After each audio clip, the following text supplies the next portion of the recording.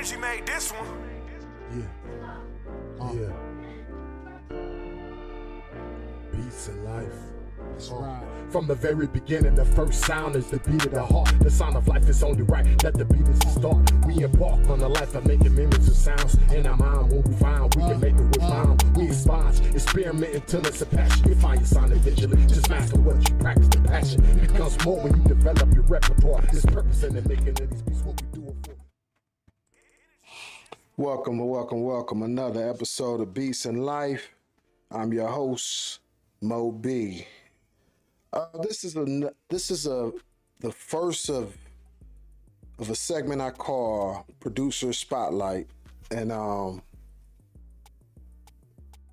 here I want to go back, and that's why I'm starting with this producer that I'm highlighting today, Marl. He's one of the first, if not the first, super producer in hip hop, and you know, the era that I come from, he definitely was the producer that if you heard his, I don't think they had tags back then, but if it was a tag, you know, and you heard it, the tag back in the era of Marl was your actual sound. So you knew the tag by the sound and the artist. And of course the album covers if you read the credits, you know, but if you wasn't into reading the credits and you just had the ear and you kind of knew just from listening, you could tell, you know, he had a certain distinct sound that even if you didn't read the credits, you could say, oh yeah, Marl produced that. So I wanted to first start off with a little, basically just going back, you know what I'm saying? Just going back, highlight Marl, just and actually getting into some interviews that he did.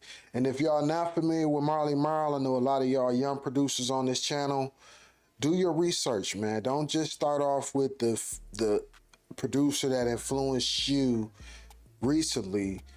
Go back, man. Go back. Start doing your research. Start doing your homework. And even if you don't appreciate their sound, just get into the story of, you know, these particular producers and or artists, because your favorite today was influenced by somebody that influenced them, that influenced, like, it's like legacy, man. So I wanted to start off with this interview with Marl and go from there. And then I'm gonna come back and I'm gonna shine a little light on, you know, on everything that I feel about Marl and his impact on me personally. Yeah, but let's start off with this. Got a documentary that we're gonna look at. Matter of fact, I got a couple documentaries I wanna share with y'all. But yeah, this is the first one.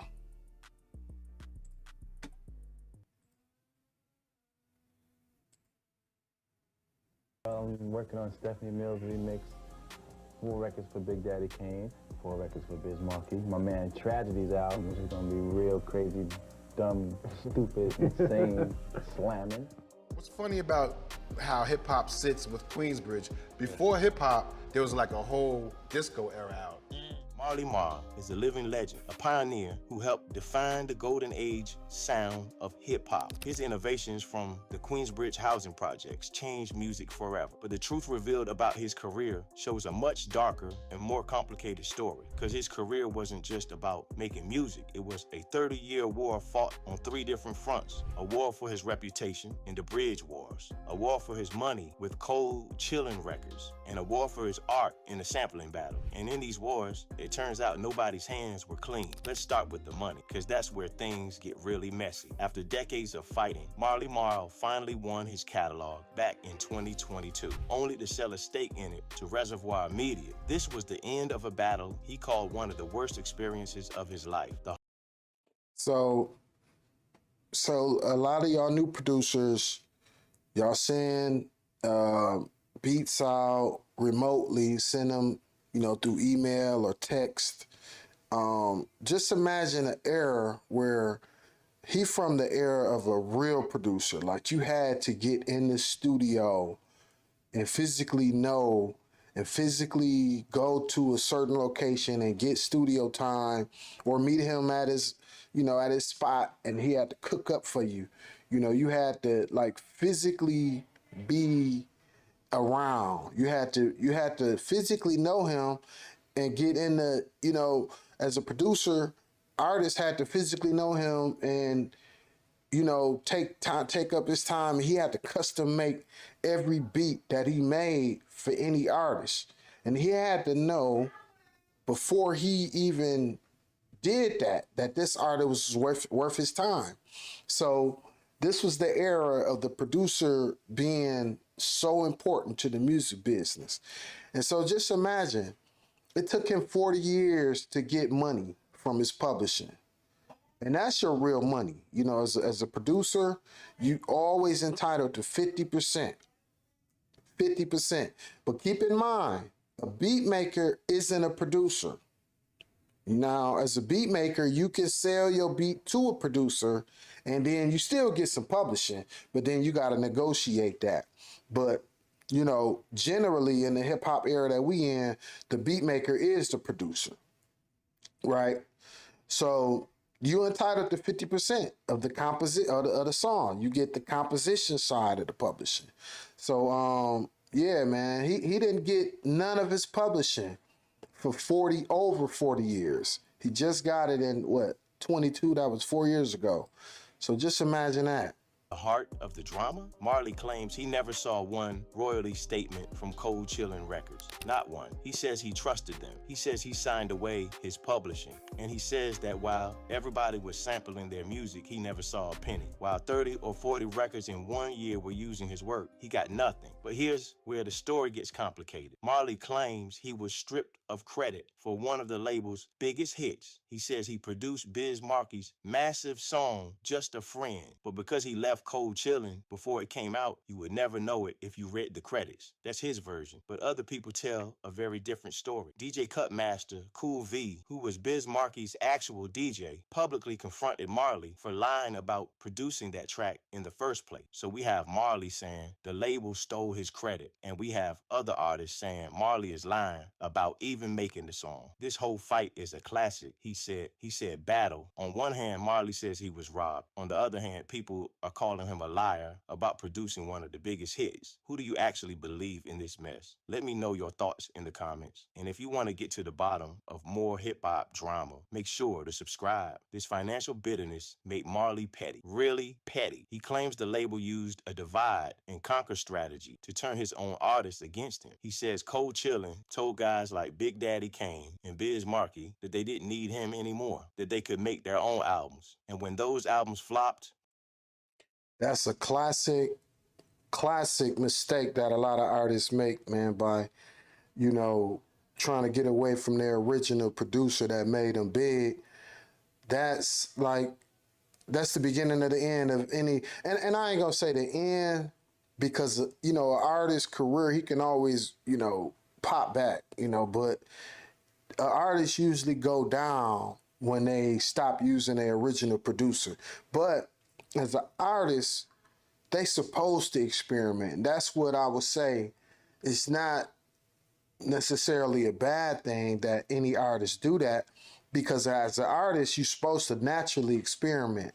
And so that's the thing. So, but yeah, let's get back into this. Marley thinks their pride kept them from coming back to him. He believes this whole thing destroyed their careers. But the pettiness goes even deeper. When Sprite wanted to organize a TV commercial reuniting Marley with his old rivals from the Bridge Wars, he flat out refused. His reason? He didn't want Cold Chillin' to make any money. That's it. He was so bitter about the financial drama that he let his personal grudge get in the way of his own legacy. He turned down money and exposure just to make sure his old label didn't benefit. That's not standing on principle. That's just being petty. And here's the thing about the Cold Chillin' situation. Marley wasn't the only one complaining. MC Shan, his own cousin and the face of the Juice Crew, said he got robbed by Fly Ty Williams, the label's manager. Shan claimed he never saw any of his proceeds from Cold Chillin'. DJ Cutmaster, Cool V, said the exact same thing. He said he never got paid for nothing at Cold Chillin'. So either everyone is lying or the label really was a disaster. But that raises another another question. If the label was so bad, why did Marley stay for so long? Why did he sign away his publishing without reading the contracts? He admits he trusted them. He admits he didn't pay attention to the business side. So while the label might have been shady, Marley also made some terrible decisions that put him in that position in the first place. He helped build Cold Chillin' Records into a cultural institution, but he didn't protect himself legally or financially. That's not just bad luck. That's bad business. The catalog battle took over 20 years to resolve. When Cold Chillin' shut down in 1998, the label's assets didn't go back to the artists. Instead, most of the catalog was bought by a company called Land Speed Records, which later became Traffic Entertainment. So Marley's masters and publishing rights ended up in the hands of complete strangers. For 2 decades, he had no control over his own work. And the only reason we know he won that fight is because in 2022, Reservoir Media announced they acquired a stake in his catalog directly from him. You can't sell what you don't own. So that deal proves Marley finally got his rights back. But it took 20 years of his life. The fact that it took 2 decades shows just how bad the situation was. Think about it. For 20 years,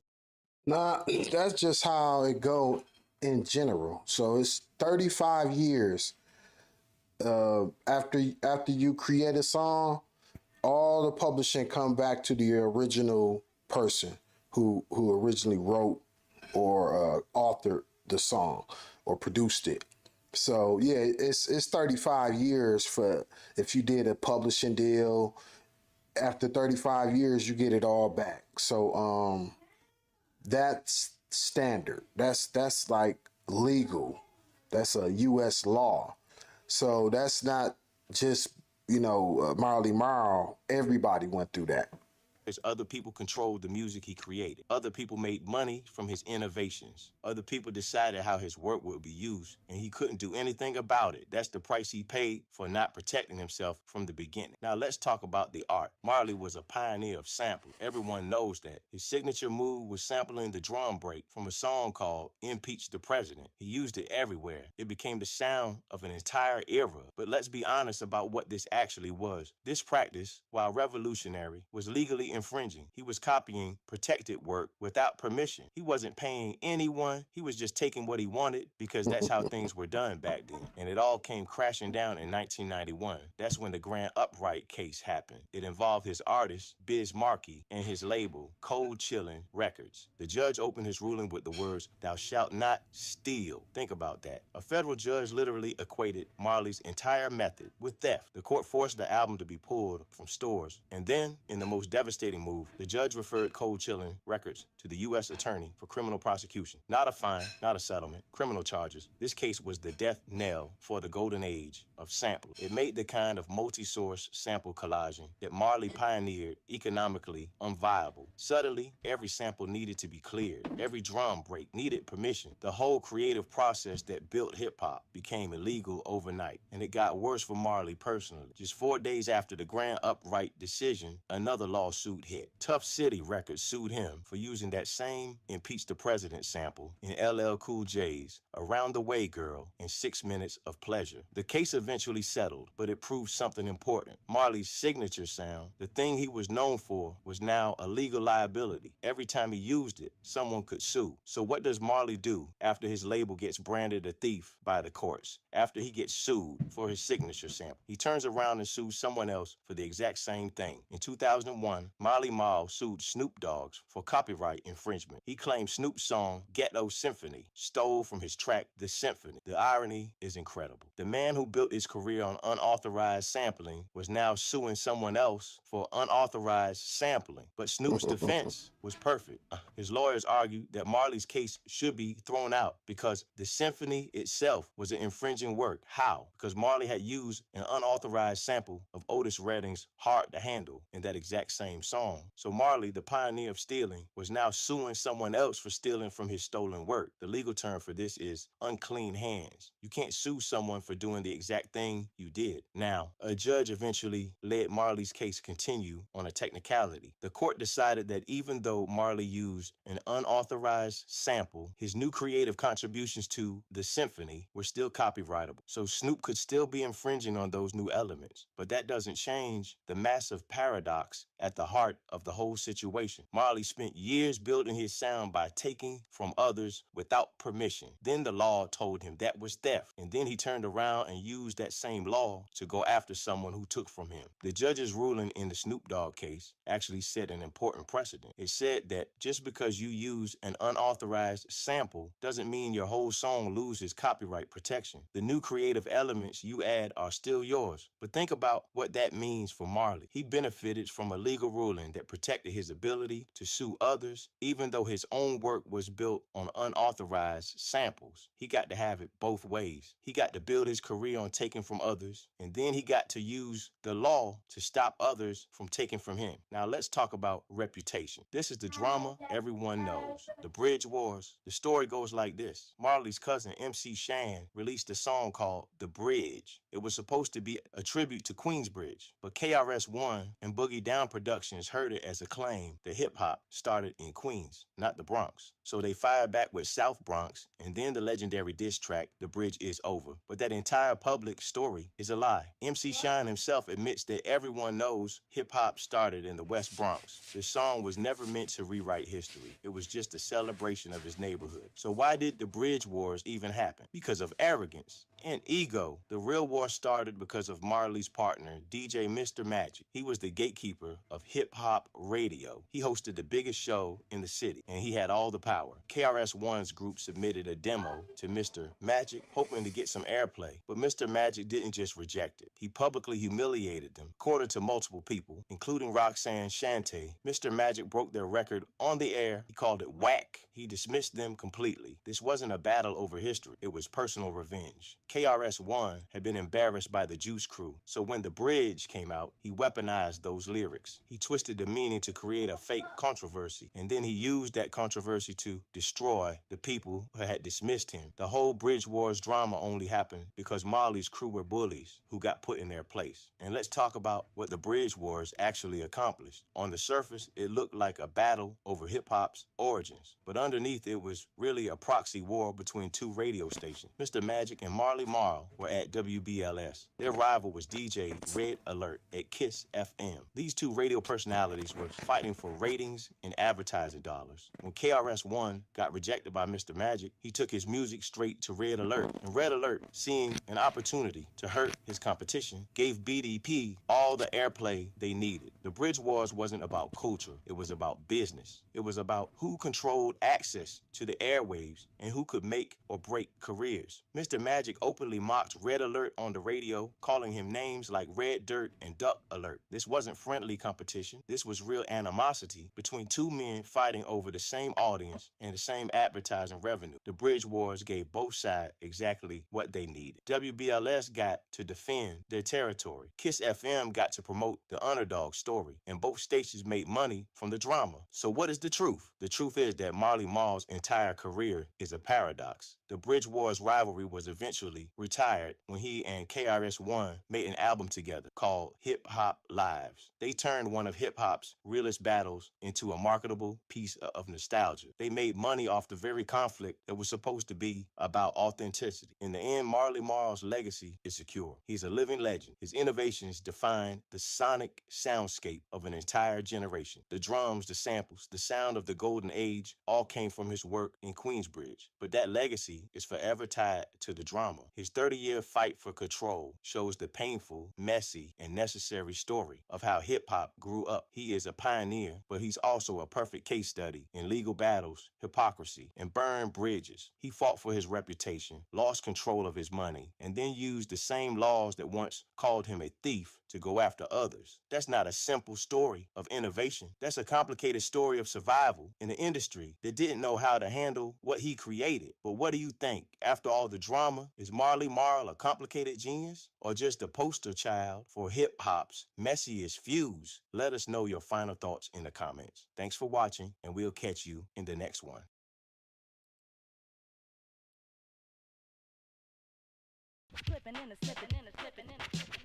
I'm in New York, Unique Studios.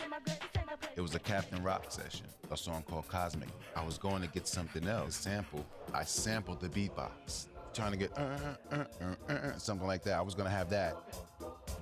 I was trying to sample it in the computer, but I got the snare.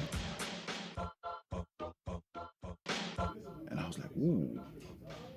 I started playing the snare along with the track. I looked at the engineer, I was like, ooh, do you know what we just did?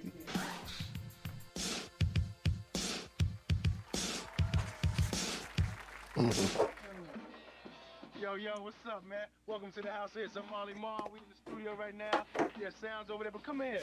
Marley Marl is one of the premier hip-hop producers. He's legendary for his innovation in sampling. But before that, he's innovative as a DJ on WBLS with Mr. Magic, Mr. Magic's Rap Attack.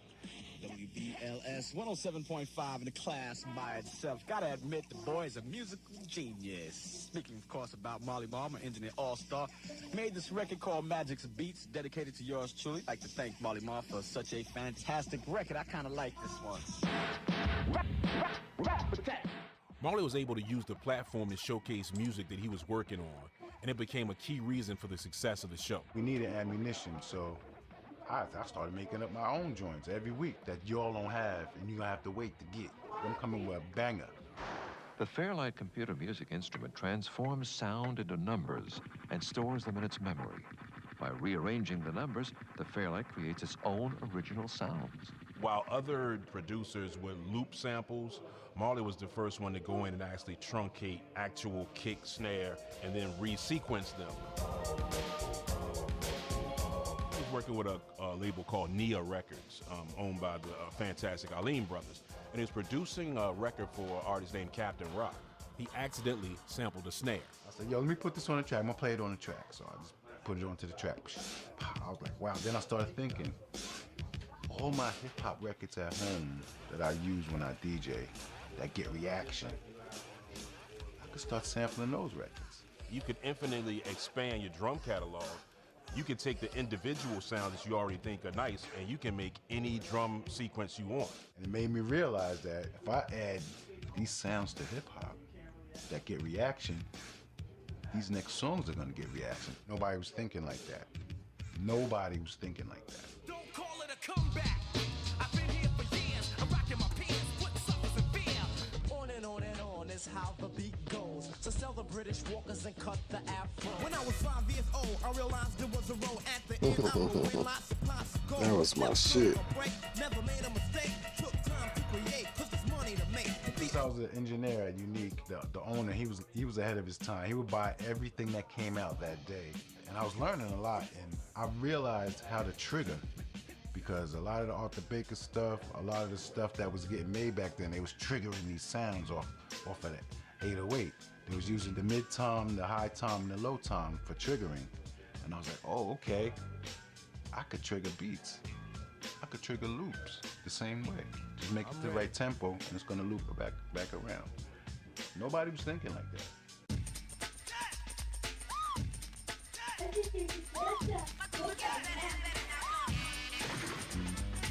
After the success of sampling drum beats, Marley's distinct production sound exploded, and he was producing hip-hop tracks for a wide range of artists.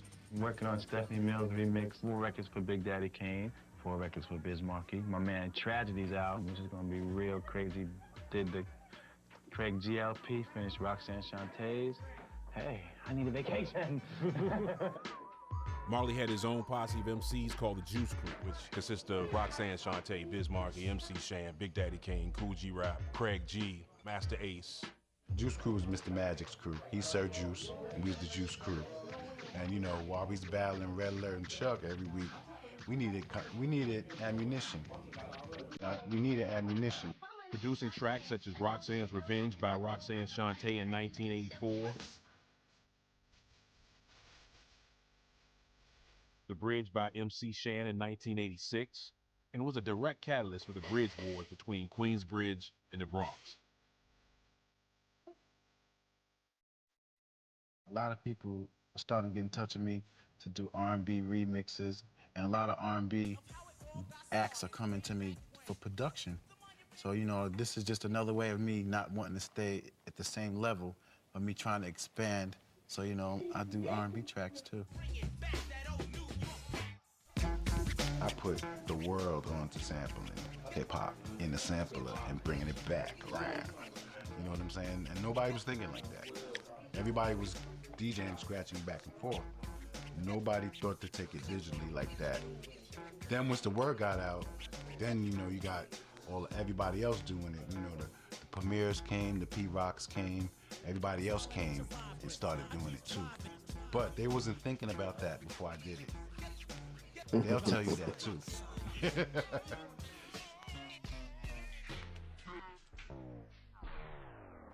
Man, that's dope.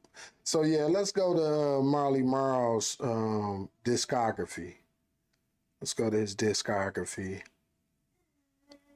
And I also want to do a little deep dive into Cold Chillin' Records and the executives over there that I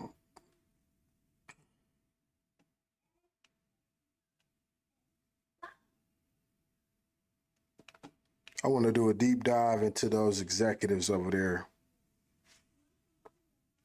Because I believe the owner, the one they said, Fly Ty, I think his name, I think he just passed away about a month ago. So rest in peace to him, rest in heaven to him. Yeah, but I want to go into a deep dive with Cold Chillin' Records. And okay, so he got his first placement. And look, this is for the record. So all of y'all producers that that send your beats out, constantly email, that's dope. Keep it up. But trust me, finding somebody from your own neighborhood and emerging with them, that's the golden ticket. That's how you rise like a bubble in the water. That's how you rise to the top. Just get you somebody from your neighborhood, somebody from your city, somebody from your region, somebody from your state, somebody close by to you physically that you know in person, and make beats for them first. If you're a real producer-minded beat maker, you should critique that artist too. Tell them when that shit whack. Don't lie to them. Tell them nah, because you shouldn't want no whack shit on your beats anyway. So this is why I believe Marley Marl was one of the first super producers, because he emerged with people right from his neighborhood. The first artist that blew him up was his cousin, MC Shan. Roxanne, she was from his building. All the artists that was initially with him was from his area. So yeah, Dimples D. I never heard of Dimples D. Let's see who that is.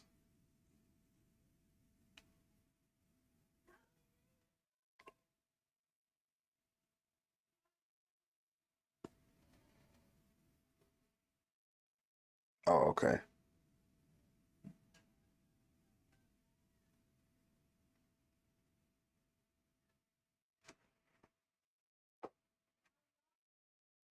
Okay, so he discovered Dimples D.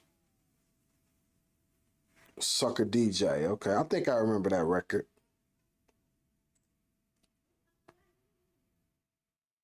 Roxanne Shante in 84. If y'all don't know who Roxanne Shante is, she's a bona fide legend. One of the, I wouldn't even say she one of the hardest females from that era. She one of the hardest rappers, period, from that era. Yep, Steady B, he's from Philly. So you could say that Marley Marl kind of discovered Philadelphia rappers. And then this is MC Shan, 1987. Down by Law, okay. So he did that whole project. So this is kind of like where he started to executive produce and find his own artists in 87. 87 was a big year for him. Big Daddy Kane, yep. So he produced, he pretty much credited with discovering Big Daddy Kane. And if y'all don't know, Big Daddy Kane credited with discovering Jay-Z. And y'all know how that is, right? So this is why knowing your history and appreciating your history is so important, because you wouldn't have certain artists without other artists before them. So there you go. Big Daddy Kane. I remember this year, 88, I was 11 in 88.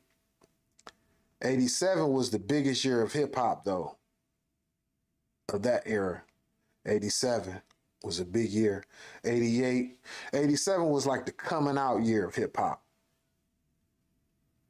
Biz Markie going off. Yep. So Biz Markie, Big Daddy, Cool G Rap, who else?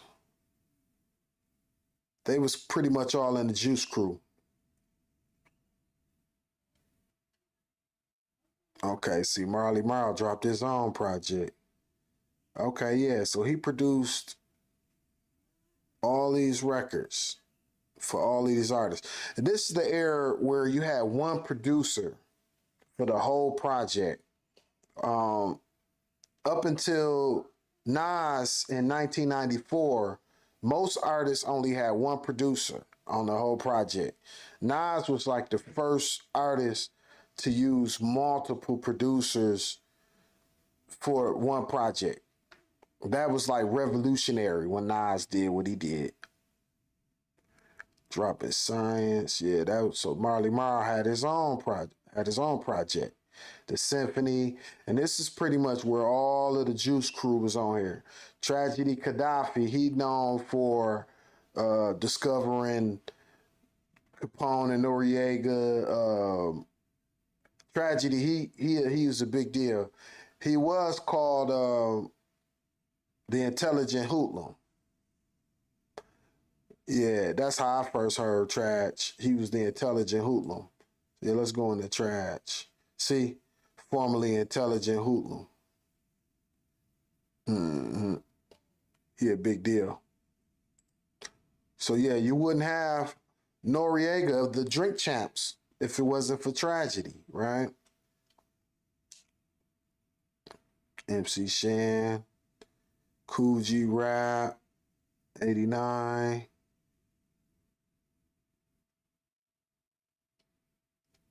Big Daddy Kane, okay.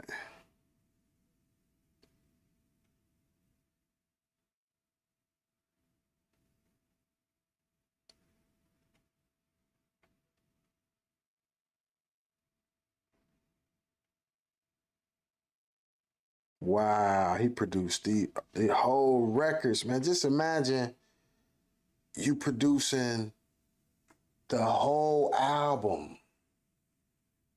Everything. Mama Said Knock You Out. He produced that whole album. I did not know that. Master Ace, he was one of my favorites too.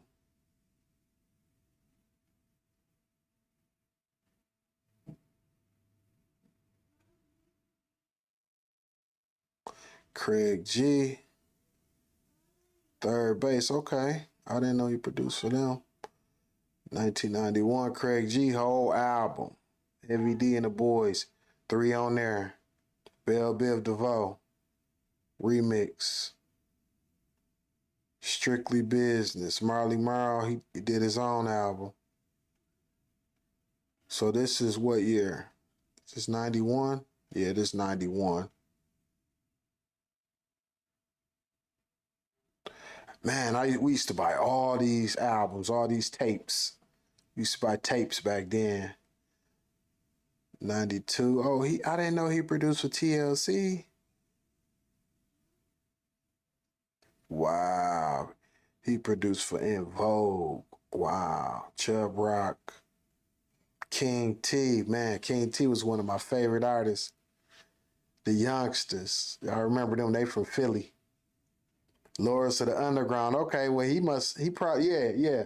I do remember he discovered Lords of the Underground. They had some big records.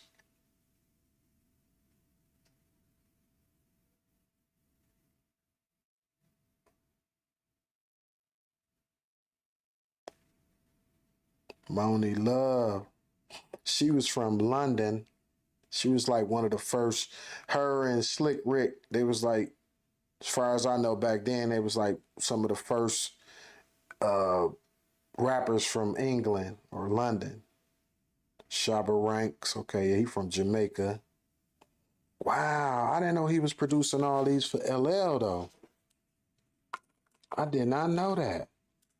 Wow, he produced Pink Cookies. I did not know that.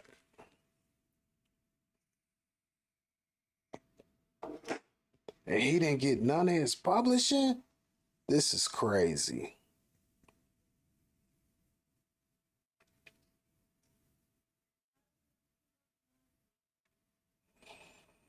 Heavy D and the Boys, the Youngsters, Lords of the Underground, Keepers of the Funk.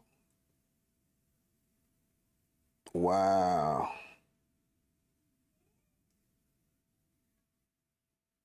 Okay. Kamikaze. What? Released in 23?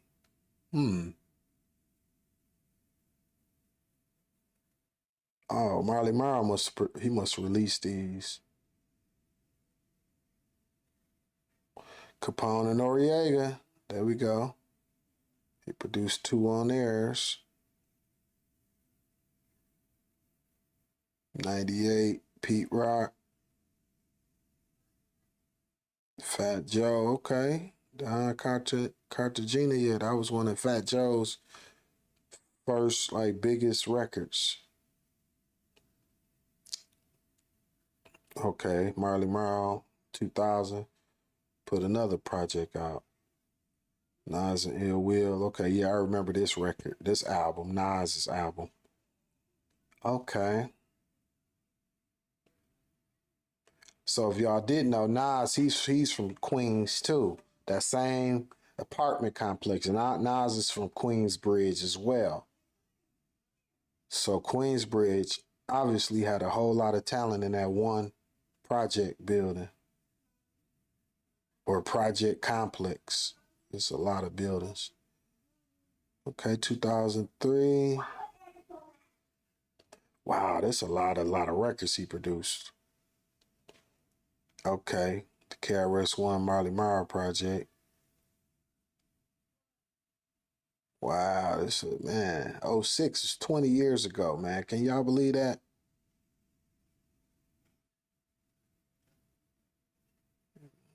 Wow, Craig G and Marley Marl, okay. I ain't even know nothing about this album. I have to go check that out. LL Cool J. Oh, I did not know he, Pyrex Vision on Only Built for Cuban Links 2. That was one of my favorites. LL Cool J Authentic. So he ain't produced nothing in what, almost 10 years. He ain't really been, but I know he's still working though as a producer. You never stop working. So yeah, let's go into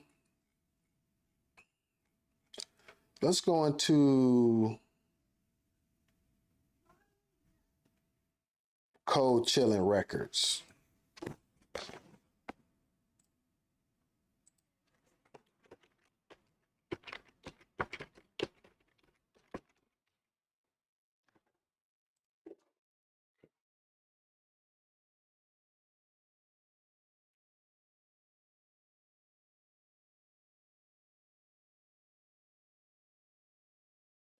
And I also want because it's not a hyperlink on Tyrone Williams. I don't see.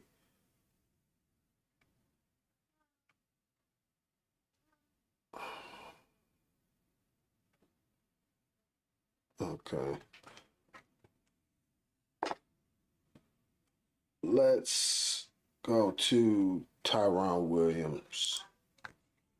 Cold Chillin' Records.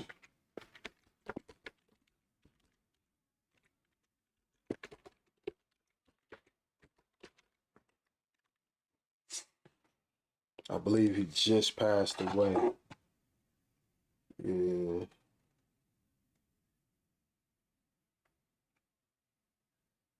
Yeah. Yeah. Rock the Bell. This LL Cool J company.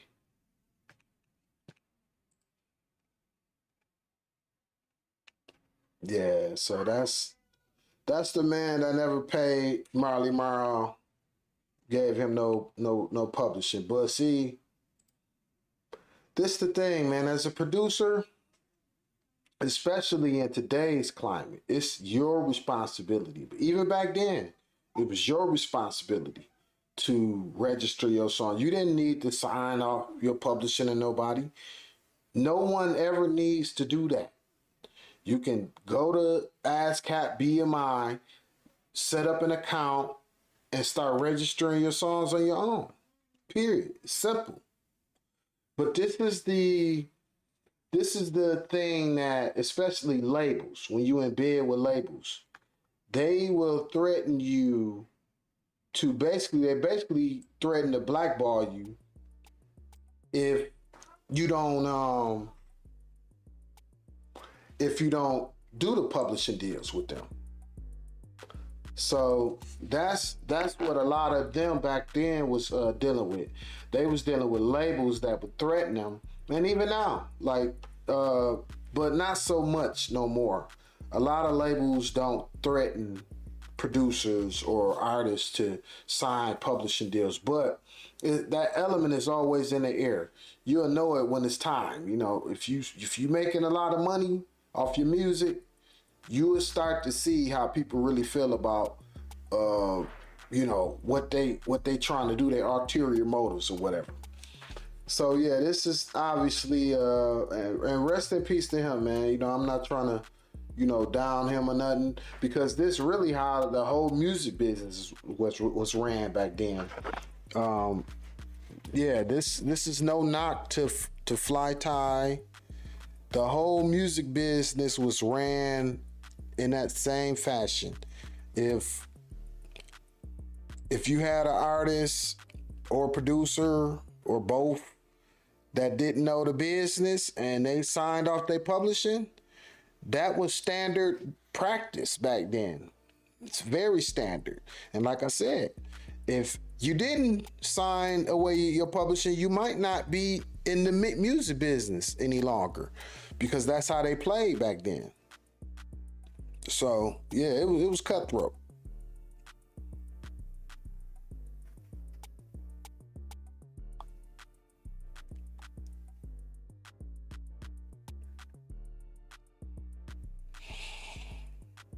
Okay, so this him back in the day. Okay.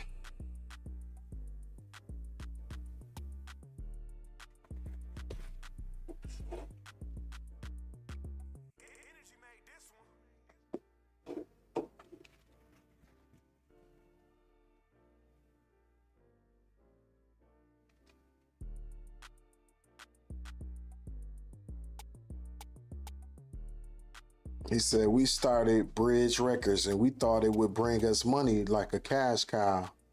Pop Art and the distributors did whatever they did, and we didn't get paid like we were supposed to.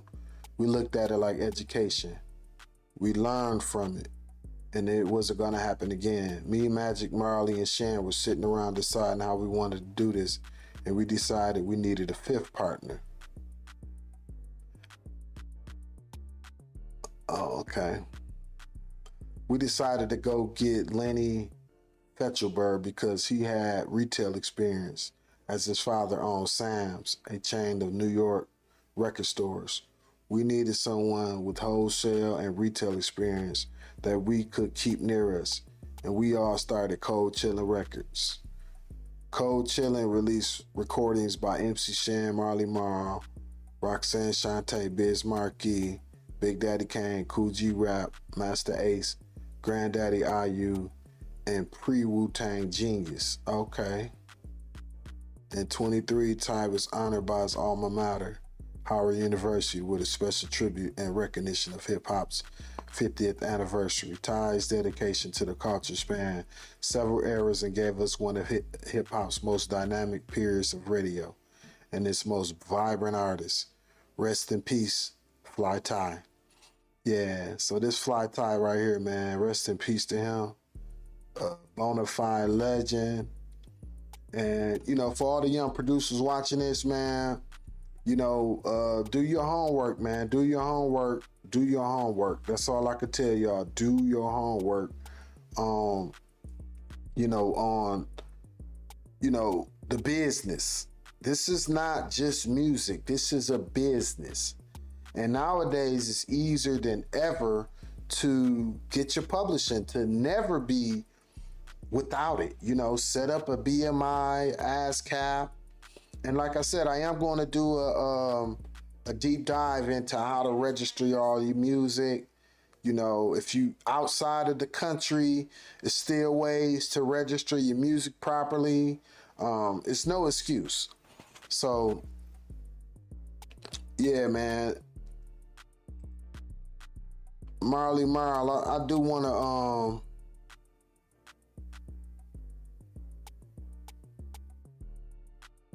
to do one more take on Marley Marl, man, because matter of fact, I got an idea, because let's see what Marley doing nowadays. Let's go to his Instagram.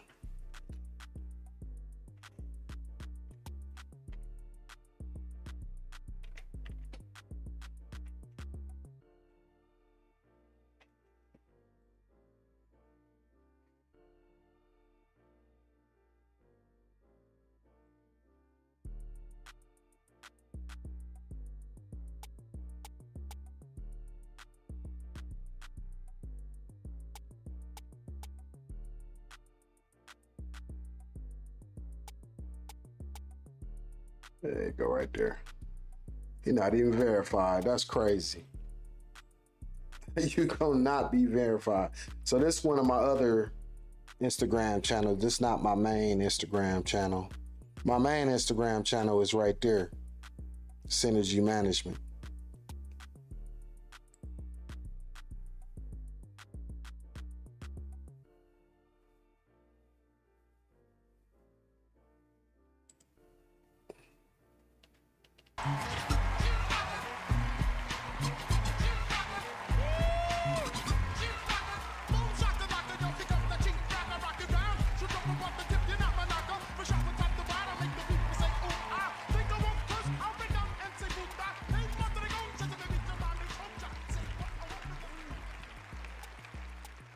Wow.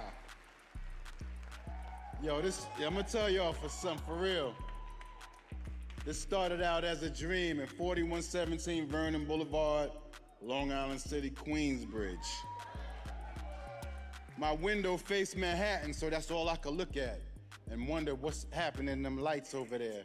So I wanted to be there. I had some people inspiring me in my life.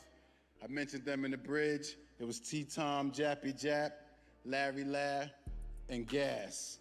But they wasn't the ones that put me on. When I got with Mr. Magic, through Mr. Dr. Bob Lee, Shaheen's father, in my building, brought me to Mr. Magic, and we changed the world, being the first rap show on the radio. Yeah, big deal. Back in New York in WBLS, I was the first hip-hop DJ to rock live on the radio, and then I brought sampling to hip-hop. That changed my world. Changed my world too. I love sampling. After that, I would produce the Juice Crew, the whole Juice Crew. We moved on. We was with Andre Harrell with Uptown Records. Then I made Mama Said Knock You Out. Yeah. Me and I Ella just had found something out. to prove, and I we forgot. proved it. We did well. Yes, I sir. accept this award, but I gotta share it with Mr. Magic, rest in peace. One of us made it, brother. And this goes to you. What's up? What's up? Hold on, time out. He says something that's very key that I didn't think y'all heard. He invented sampling on a record. This is my role right here. What are we talking about? Yeah, I swear, man. Thank you. Thank you, big bro. Yeah, nah, for real. For real. That's a big it all deal. started from a little dream That's in the like crib. my favorite shit to do. Queensbridge, I love you. This goes out to you too. I accept this award and thank you for giving it to me, because I am hip hop DJ Marley Marl. Peace. Marley Marl, that's my real name too. If y'all didn't know, my name is Marlon. That's his real name, Marlon. His name Marlon Williams. My name Marlon Brown. And man, I always fuck with Marley Marl. Let's see what Eminem got to say. He's produced some of the greatest hip-hop beats of all time. He kind of composed it and caught that moment. They were about to explode. The energy that LL had, mixed with Marley's production, lit a fire under LL to make that album what it was. Marley, man, one of the greatest. What can I say? He deserves the award because he's Marley Marl. But what are you gonna do about it? And that's my brother right there. He from Detroit, I'm from Flint. Man, salute Eminem, man. He's produced some of the greatest. He did it big. Shout out him. Okay, see? It's the big homie. Look at his view. Happy New Year, big homie. Matter of fact, I'm gonna comment on it.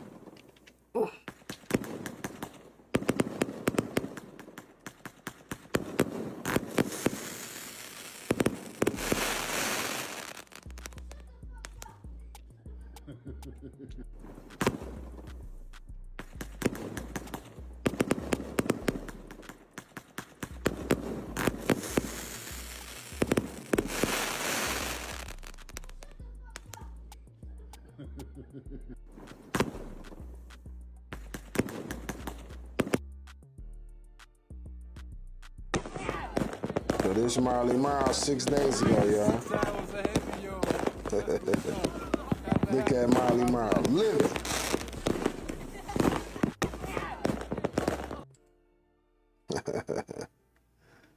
Let's see what he posted.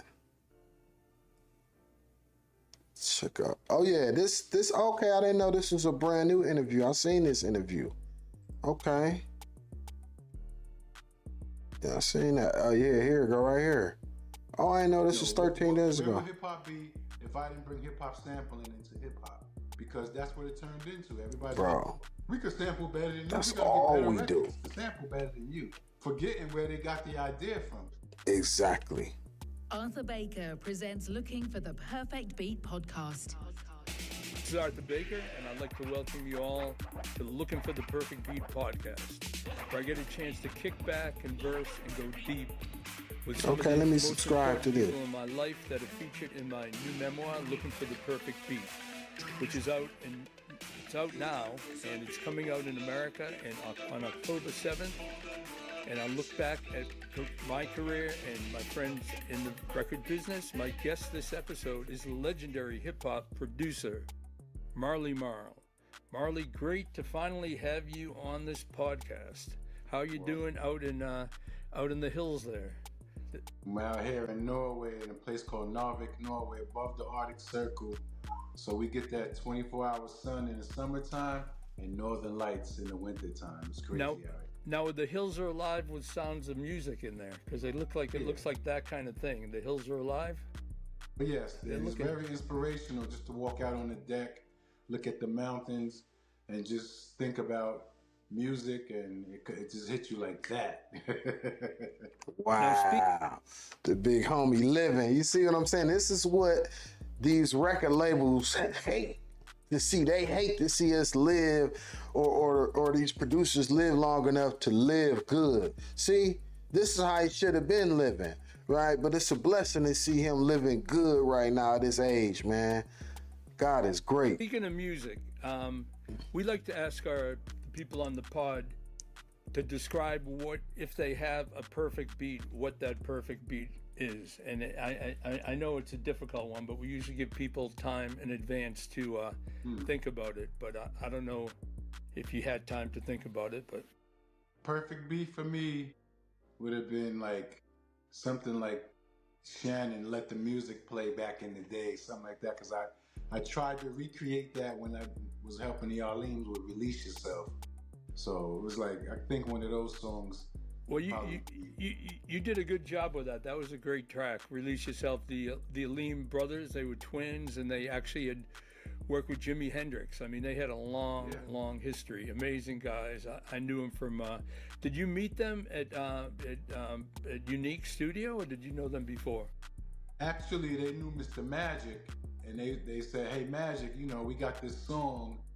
You know, we want you to put your touch on it." He said, "I got a guy that, you know, that's engineering for me that I think he could do something with it."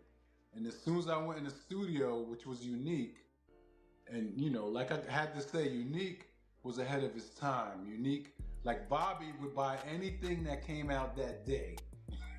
Right. He was definitely an equipment nerd. He would yeah, he had everything, the emulator, but I think we're going ahead of ourselves. So basically, when we met, do you remember where we first met?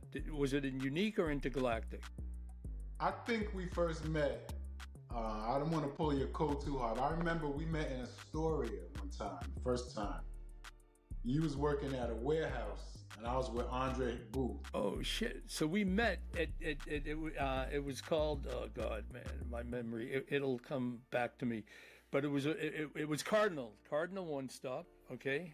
Yeah, right. So I'm working in this warehouse, sweeping the floors when I first got the gig, and I'd tell people, yo, I'm a producer, I've got records out, and I'd show them in the shelves that, you know, because a record One Stop, it was a distributor that had all the labels. So basically, right.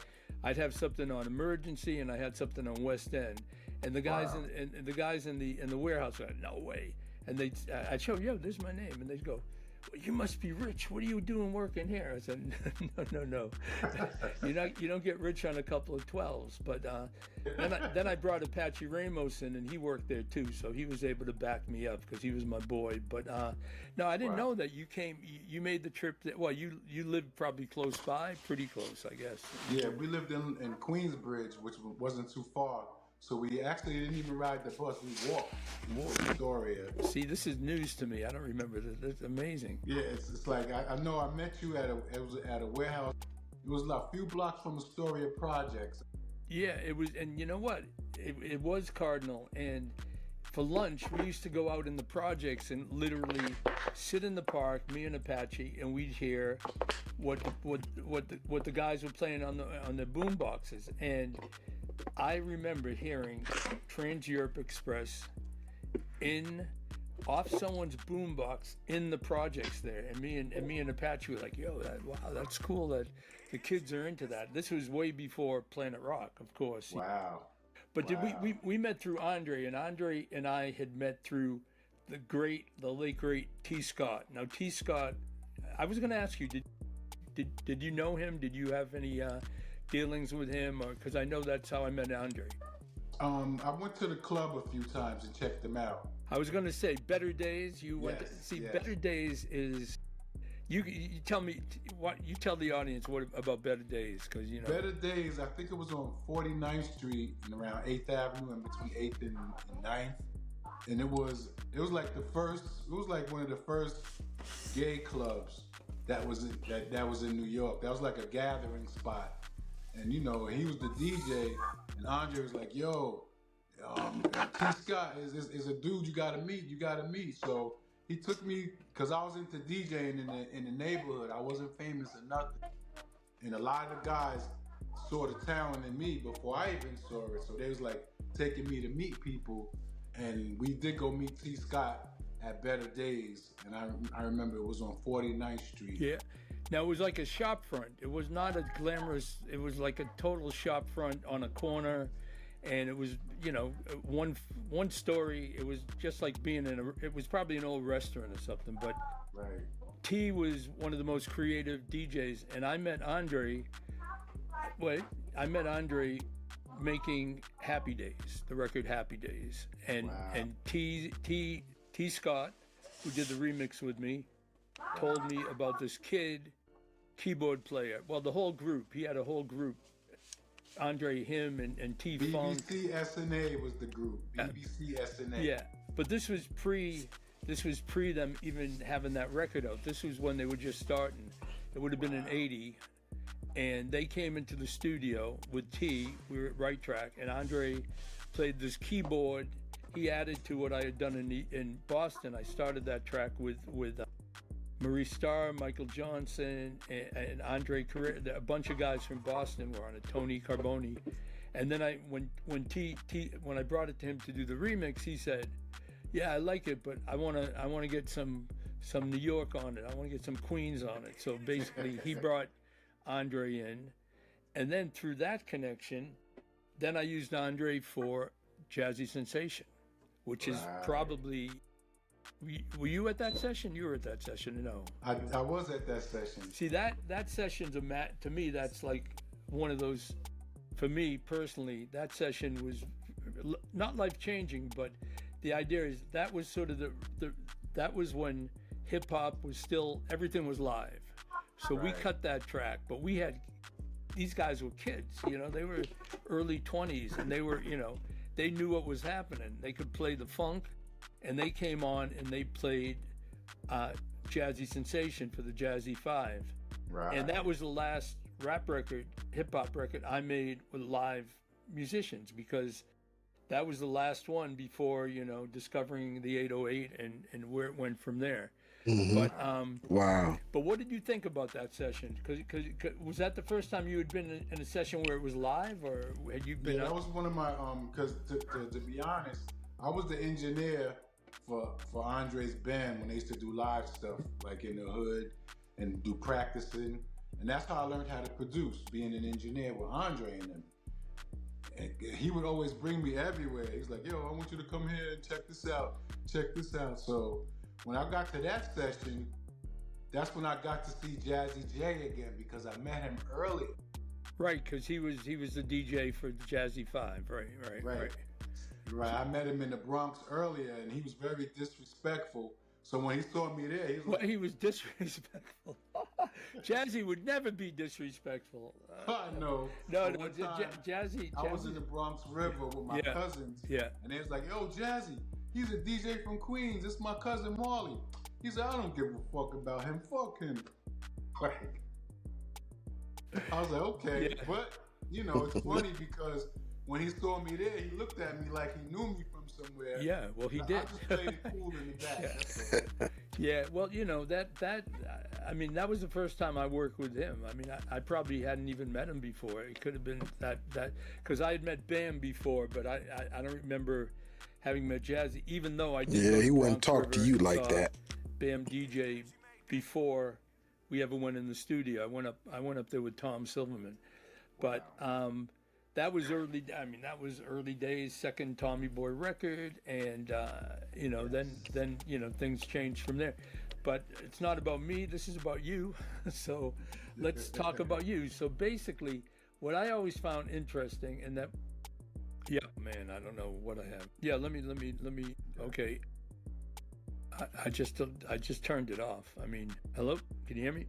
See, I don't hear you now when I turn off the. Marley, could you talk?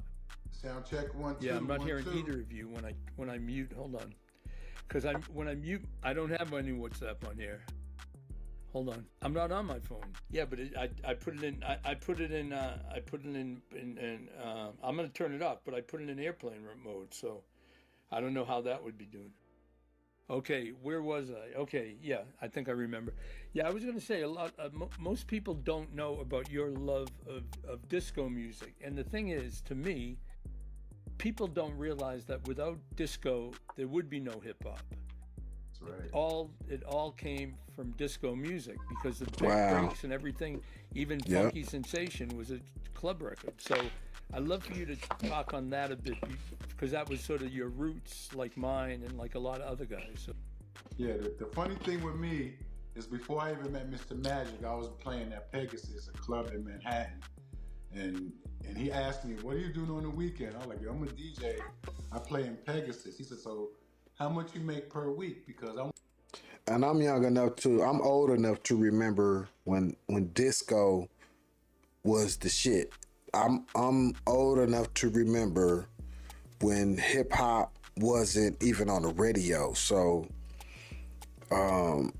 it was disco ruling the airwaves. Donna Summer, I remember her being like what Beyonce is today. So yeah, like hip hop came a long way, man. And This is like, hip hop is my first crush, my first love, my first everything. So that's why I'm doing this, to share my love for hip hop and the love for the people that, you know, that came way before me, the ones that inspired me, influenced me. So I'm gonna double that if you come to the radio station every week. I was like, okay. So before that, you have to think, Queensbridge before rap, we had mega bands. You know, Darryl Payne lived on my block. Explain who Darryl Payne is, because, you know, he's another forgotten, amazing producer. Let me tell you about Darryl Payne. He gets the music from his father. We used to call him Mr. Payne. Darryl Payne, he produced so many records in the 80s, and I wanted to be like them. You know, I would hear their music on the radio. I would always go to Darryl, yo, let me mix one of your records, let me do something. He produced a few, Thanks to You by Cinnamon. He worked with Bernard Fowler. Yes. I Need You Tonight, which was sampled forever, and Bernard Fowler ended up, he was from Queens too, right? He ended up being in the Rolling Stones he was the New York City Peach Boys, so Bernard Fowler was the man, and his brother was in Shango. So the Queens was really the spot. It was like Queensbridge was really full of bands before hip hop. Like, I brought the hip hop part. Wow. But before that, it was Andre Booth, it was Michael Trax, it was Mike Bailey, his name was. Charlie Street on the guitar, he was incredible. He played on Happy Days. He played the solo. He was like the George Benson solo. He was amazing. That's right. Now these are the guys I used to look up to as a kid. They was all on my block, and they would come out and, you know, come in the park before we even brought the DJ stuff out. And how I met Andre, they had the band on one side of the block on the park, and I had my music down the other side, but everybody's with the DJ. So I went down there, I said, yo, y'all want to plug into my set? I'm going to take a break. He's like, oh, yeah, okay. So they came with their band, and they plugged into my set. But the very next day, all these musicians started coming to my house. And I was like, wow. Yo, let me plug in. You know, so they're plugging in my house. I didn't really have equipment for a band, so that made me get a mixer.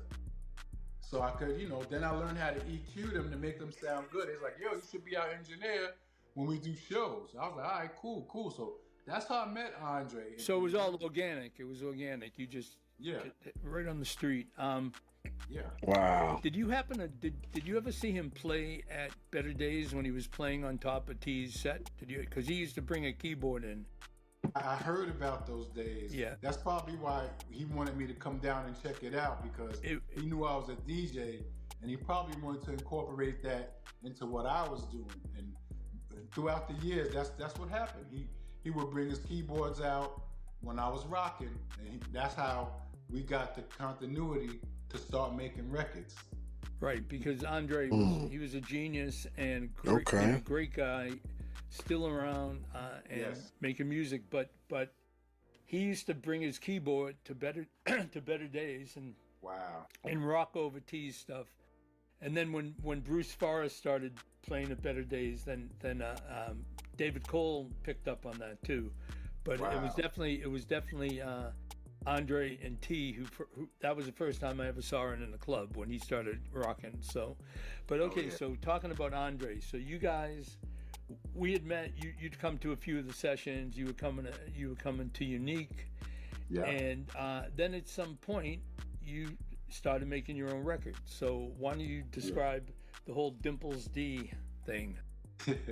Well, it was weird because when we was letting you hear our demo that day, we had electronic stuff because that's what I was into. I was an electronic producer.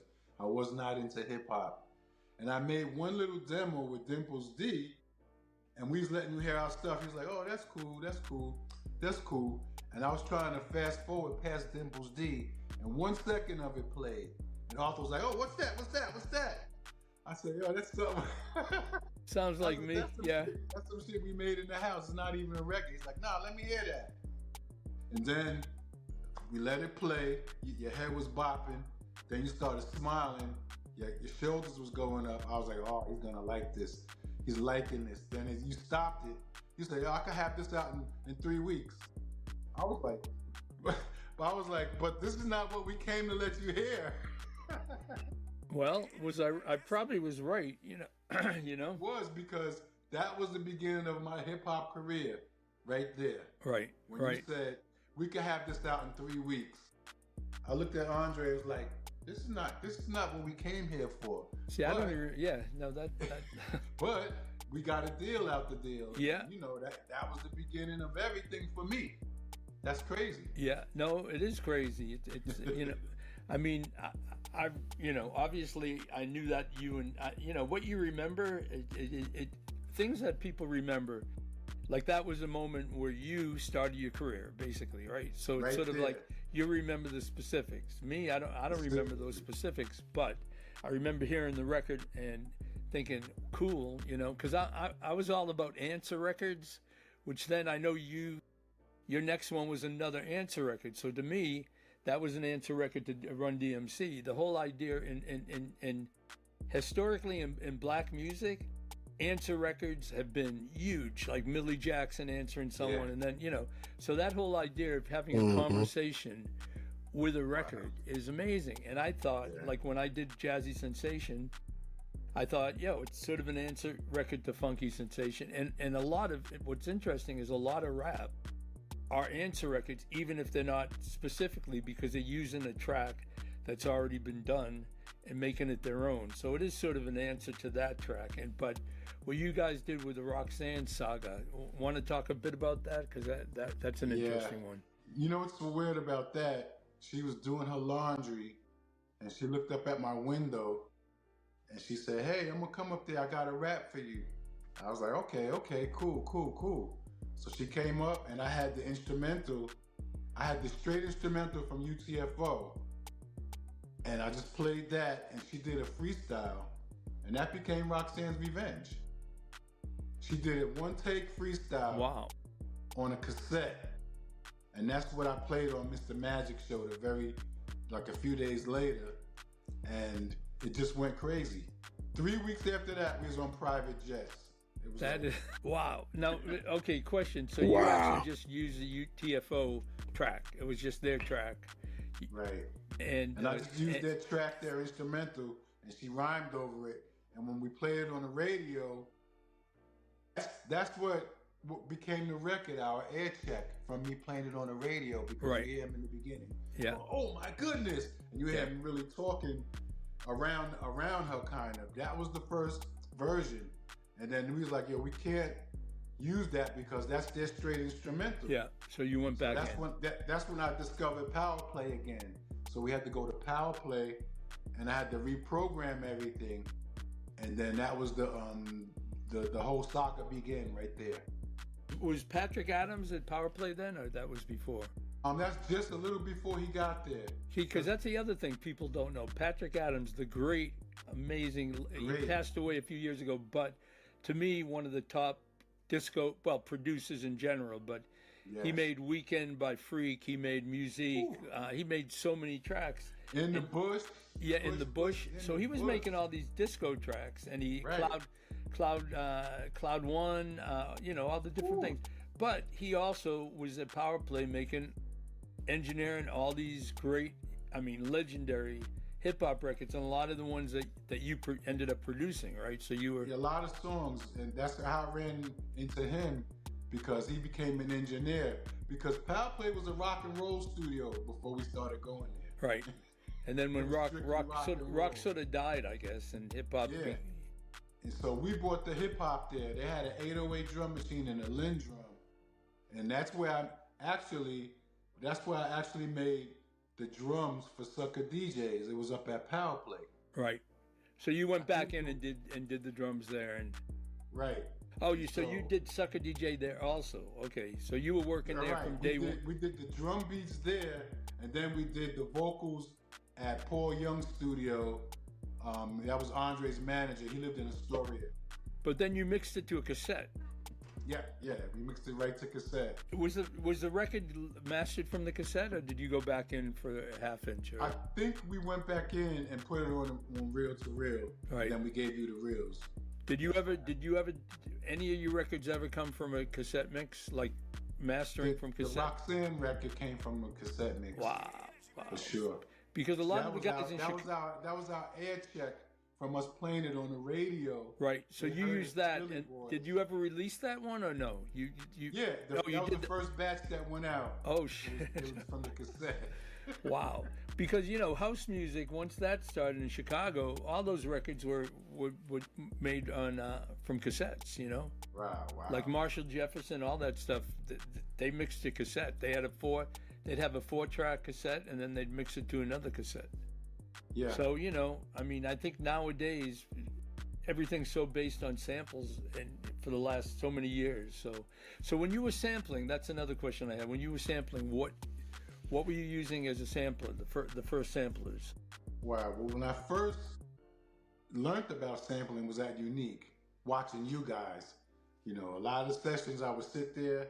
I became an intern, so I was watching everybody sampling choruses and kicks and snares, because a lot of those songs, the engineers would be like, "Hey, we got our own, we could change the snare for you." I'm like, how? They would put it in. Like I said, Bobby had everything. Well, he had the first emulator, which we used on IOU. We sampled the vocals on IOU. Right. So that was '83. You know what's so crazy? When I did Release Yourself, I was emulating IOU. Well, with an emulator probably, right? Right. Release yourself. Release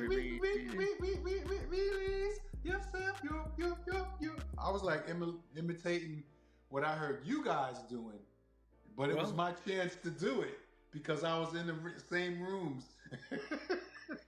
Well, and it was crazy. Hey, man, you did good with it. That was a great record. That's like one of those classics that you play that always works. That's one of those. And you know what?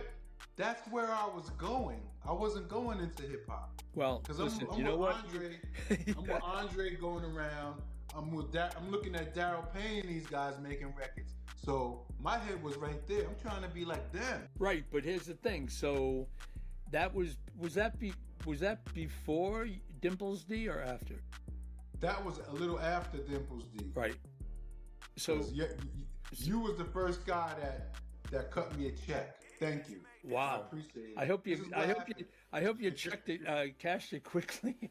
with my partners at Streetwise, man. That's a whole few chapters in the book for sure. And let me tell you something. From that check, we split it with Dimples. Then me and Andre did our split. I went straight to Sam Ash and bought an 808. Whoa. That was the 808 that was on Marley, that must have been a pretty good check then. I think $5,000 maybe. It was about 5 G's. Yeah, because the 808 was probably 2 at the time or something. Yeah, I went straight to Sam Ash and bought the 808 that's on all the Biz records, all those records. Wow. When I was using the sample, I had a one-shot sampler. It was like a guitar sampler where you play it, then you can loop it. Yeah. That's what I was using first, because I was using the 808 to trigger that. Right. Because since I was at Unique, I found out, you could trigger stuff, because the engineers there was really smart. Yeah, they were the best. I mean, Chris Lodalgi, Tom Lodalgi, Frank Heller, Steve Peck. I was with the best engineers in the business, watching them. So by the time I got to my sampler, I said, I'm going to put hip-hop in that shit. Well, because the first sampler we had was the AMS. So the AMS was a delay unit, and you could catch like a couple of seconds, and then we sampling the snare. We'd use like the Phil Collins snare or something, and we were going really we were actually going off the wall with it, because we were making these big rock sounds and stuff. But so what was I going to say? But believe you me, if I wasn't around such a talented engineering staff, I wouldn't be who I am today, because I seen them make a lot of these records and how they did it.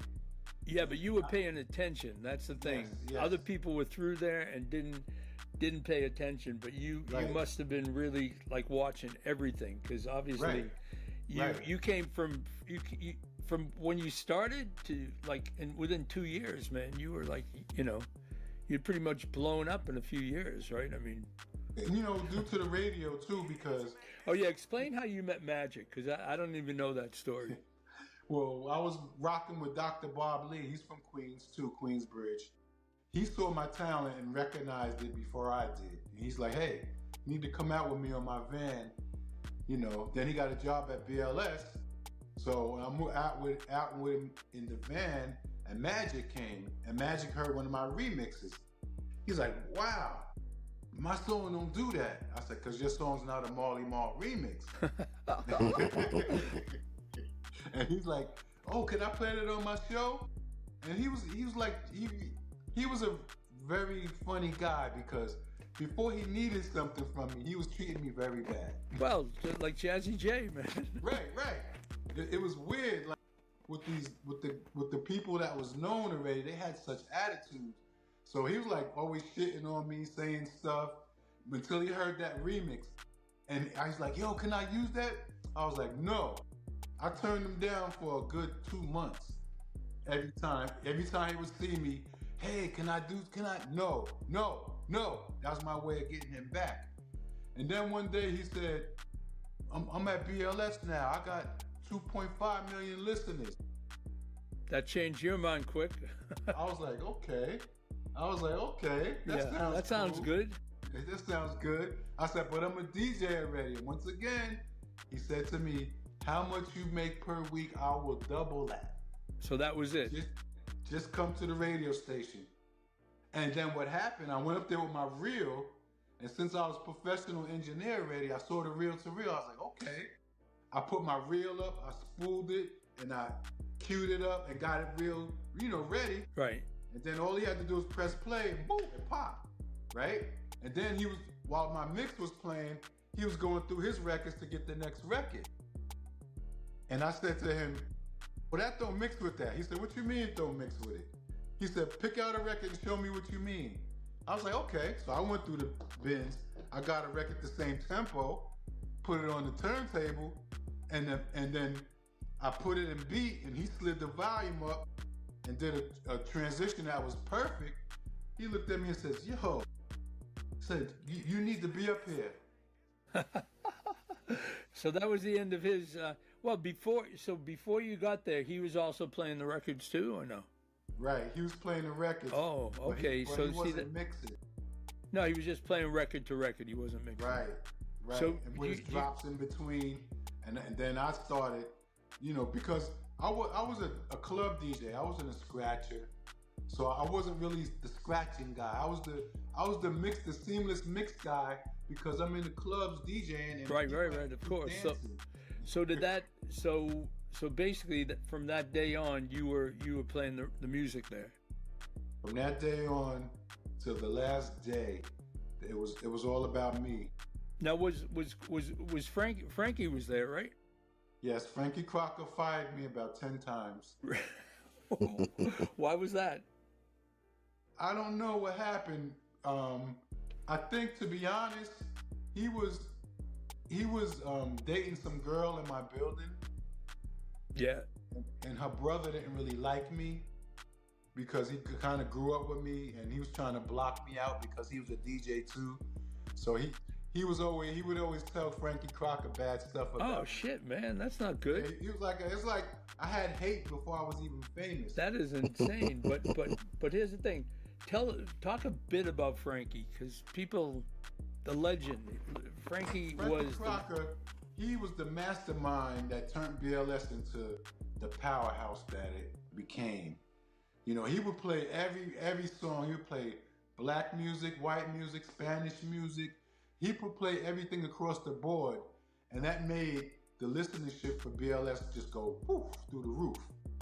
He was the mastermind that did that, and he wasn't even from New York City. He was from Syracuse. Yeah, he was upstate. Yeah. Yeah. He was from like Syracuse or Buffalo. He was from Buffalo. No, because there you go. Because the guys from Rocker's Revenge are from Buffalo also, and they talk about how they think he gave them a little bit more love because they were from Buffalo. I'm like, Yeah.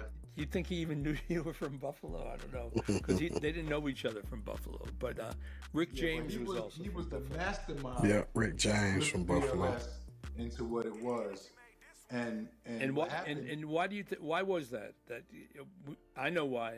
I think I know why. He had his ear to the streets. Exactly. He definitely was in the streets, and he would go to the clubs. He would go to Paradise Garage and look at the records that Larry was playing, and then put those on the radio too. And got to the point where Larry would put a plunger over the record, so Frankie Crocker couldn't read what I the love that was. a plunger. I've never heard of that one.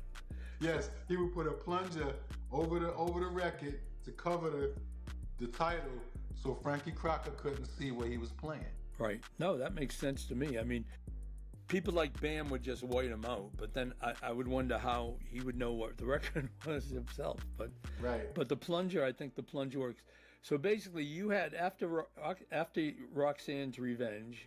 Yes. I always loved that because it came after Rocker's Revenge. So the Revenge records, So I always thought, it might, maybe after Rocker's Revenge, there was Disco's Revenge. There was all this stuff. So. Yeah. I'm not sure if they all followed from Rockers, but it doesn't matter. But it's just one of those things. So basically, after that, and you became, what was the next step? Because before long, you were like, with Cold Chillin' and making all these records. So how did that go? Well, basically, that's when we started the Juice Crew. Dimples D was the first person in the Juice Crew. Let's make that clear. Okay. She was the first person. In that little history. We had, by you giving us that opportunity to make it a record, then we started getting shows. I'm like, Dimples, we got shows. People want to see us. She's like, really? Like, yeah. So we was going to Baltimore one day. I show up at Penn Station, and I see Mr. Magic there. I'm like, Magic, what's up? Where you going? He said, I'm going to Baltimore with you guys. I'm like, so he wrote himself in, huh? He wrote himself in because I went to Tyrone. This is how Tyrone of Cold Chillin' became a manager. Me and Dimples had a show in Baltimore, and I said, Tyrone, I want to do this show in Baltimore, but I'm an antisocial guy. I don't really like crowds and people and all of that. So I was like, bro, when we on stage, I just need you to act like our manager. Get the money so we can just get out of there after we get out. Get off stage. So somewhere along the line, he goes to the promoter and says, hey, I got a guy, Mr. Magic. He's Mr. Magic out here, so-and-so, so-and-so. Can he host the show? Without telling me, and Dimples. So that's how they wrote themselves in. So somewhere along the line, I gotta ask Dimples when I see her, what did Magic say to you to make you quit rap?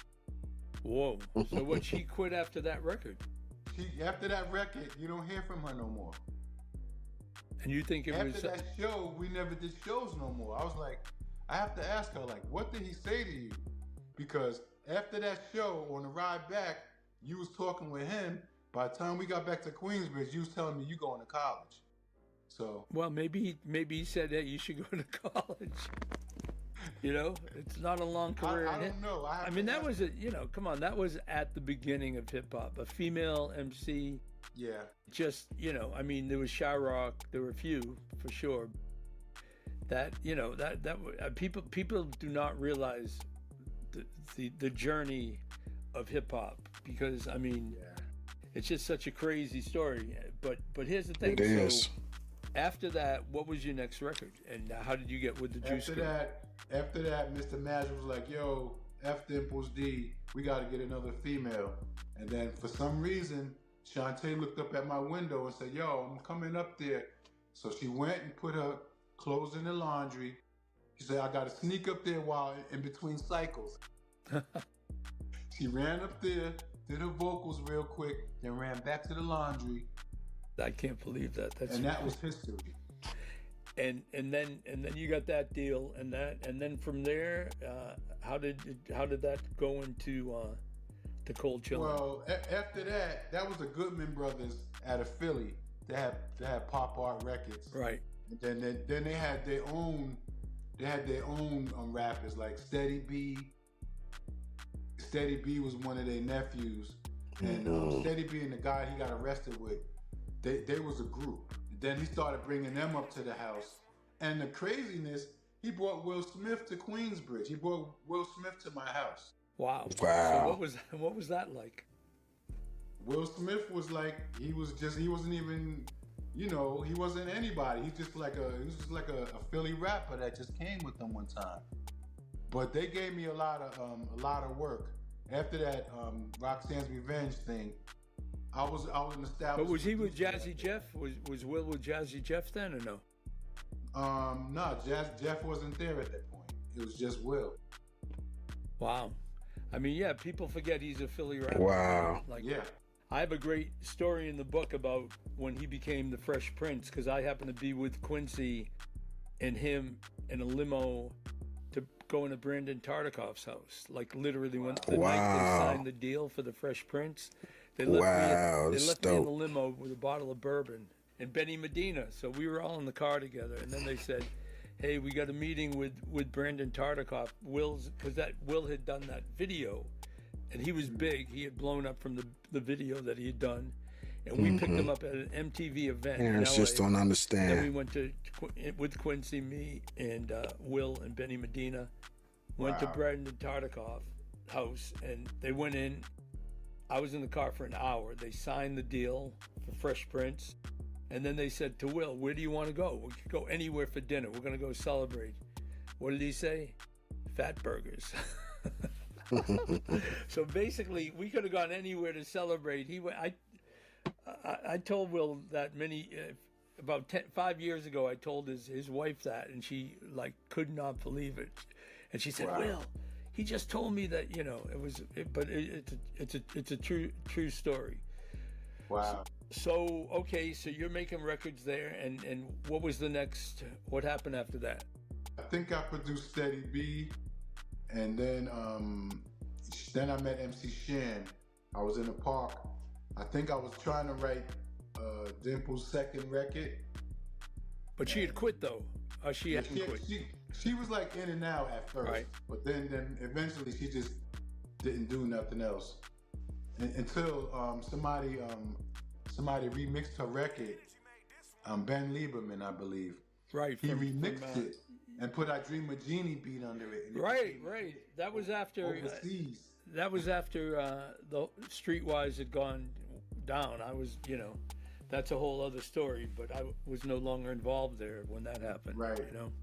After that, she started doing shows again because the record just blew up. Years later, I forgot that. Yeah, it became a big hit in Europe. Very big, and she started doing shows, and she actually did a video to it with him. Not with you. She didn't call you a Magic, huh? Right. No, all right. So you're starting all the Juice Crew, and then when did you do the deal with Cold Chillin'? When did that all happen? Well, when I met Shan. Our Bridge records, we made the bridge, and Kill That Noise. That was through the Philly connection. And that was the start of the wars, right? The bridge is over. The start of the wars. Yeah. And the funny thing to this day, we never really said that hip hop started in Queensbridge. We said we're going to tell you a story about where we come from, and that tells you how smart people was in hip hop, which they really wasn't, because we never said that. And everybody fell for it, like we said that. And you know, when it first came out, I was saying to myself, ain't nobody gonna believe them because we never said that. So, you know, but to my surprise, it was way different from how I thought it would. Well, look at the world today. You know, people can say, you know, and that was pre everything. So, you know, the idea that people would start rumors, you know, and then not even listen to the record and see what you said, you know? Right. But that also let me know that we was onto something, because you don't get haters if you're not doing something. Absolutely. So I was like, so we doing something right. Then that's when I came with Biz. Well, here's the thing. Let's tell my Biz story with you. Biz, I was aware when Biz came to Shakedown, I was aware of beatboxing, because in Beat Street, which had already been, I think we had already recorded the film was either out or it was on its way out. Right. We had Dougie Fresh, so he was the first beatbox I ever heard, human beatbox. And there were others, but now when I remember, I remember Biz coming up to the studio. Now Magic was there. Were you there? You were probably there too, right? Or no? Probably. Yeah. Well, cause I don't know. I don't remember, cause you were the connection. I did know Magic. I knew Magic from putting out records, and he knew me. But I just remember this big guy coming in and doing this crazy shit. And I had Keith LeBlanc, who was the drummer from Sugar Hill. I had him just put a beat down so Biz could rap to a tempo, not just, and then for some reason, I was super impressed, but for some reason, I think it had to, the way I remember it would have been something to do with Magic, that I didn't feel like it was, doing business with him was going to be a good idea, and I don't even know why, and he's no longer with us, and we never had a beef, but in my mind, in my book, when I talk about it, I say, I don't know why that happened, because obviously I could have signed him, basically, and I thought he was talented, and so after I turned it down, you started Cold Chillin' with Biz. Was that the first artist? Well, Biz actually, he was on Prism first. Oh, right. Prism. With Lenny. With Lenny. He was with Prism. And with the success from Biz's first record, everybody decided, hey, we should make our own record company with Lenny, because I forgot that was Lenny. And what was the girl's name who worked there? D Josephs. Yes. She was super cool. I like D. Yes, she was. Yeah. So we decided at that point we need to make a record label, because, we was becoming the Juice Crew. The only reason why there is a Juice Crew is because Mr. Magic was Sir Juice, and every week I needed records to play on the radio, because Magic would curse everybody out, and everybody started going to Red Alert with their records first. Yeah. Because Magic was the cursed out guy. Maybe that's why I didn't want to work with him, I think. Right. If there was no money inside the envelope, Magic was not trying to get your record played. You know what I'm saying? It's like everybody knows that. So everybody started going to Red, and we needed ammunition. So I would figure like this. My ammunition would be our crew. You had the whole posse behind you. Right. And that was our ammunition. Every week I would play a new Juice Crew record or somebody from the crew. So people would sit around and want to hear that. And it would be promos first, and then it would turn into a record. That's how I would do it. So basically you created the crew, the Juice Crew, and then they were like pretty much everything you were touching was being successful at that time, right? You had Kane and Shan and Biz. Coogee Rap and Polo came, and it was just amazing, because by the time we got to London in '88, people, to be honest, I was on drugs real early. Yeah. You know what I mean? Did not know that. Too. I was on drugs real early. Yeah. And when I went to London in '88, and I seen how many people knew who I was, that I was that famous. I didn't know I was that famous. I had no idea. But when I went to London, people was yelling my name, Marley Marl, Marley Marl. I was like, how the fuck they know who I am, man? We took like a 10-hour flight to get out here. They know who the fuck I am. I gotta quit that bullshit. Really? Okay. Yeah, that was it. I went to London in '88, and I seen how famous I was. That changed my life. That made me say, when I get home, I'm not doing that shit no more. I even kicked girlfriends out that was still on that shit. Yeah, I hear you. Get the fuck out that day. Get the fuck out of my house. I'm done with that. I'm not on that shit.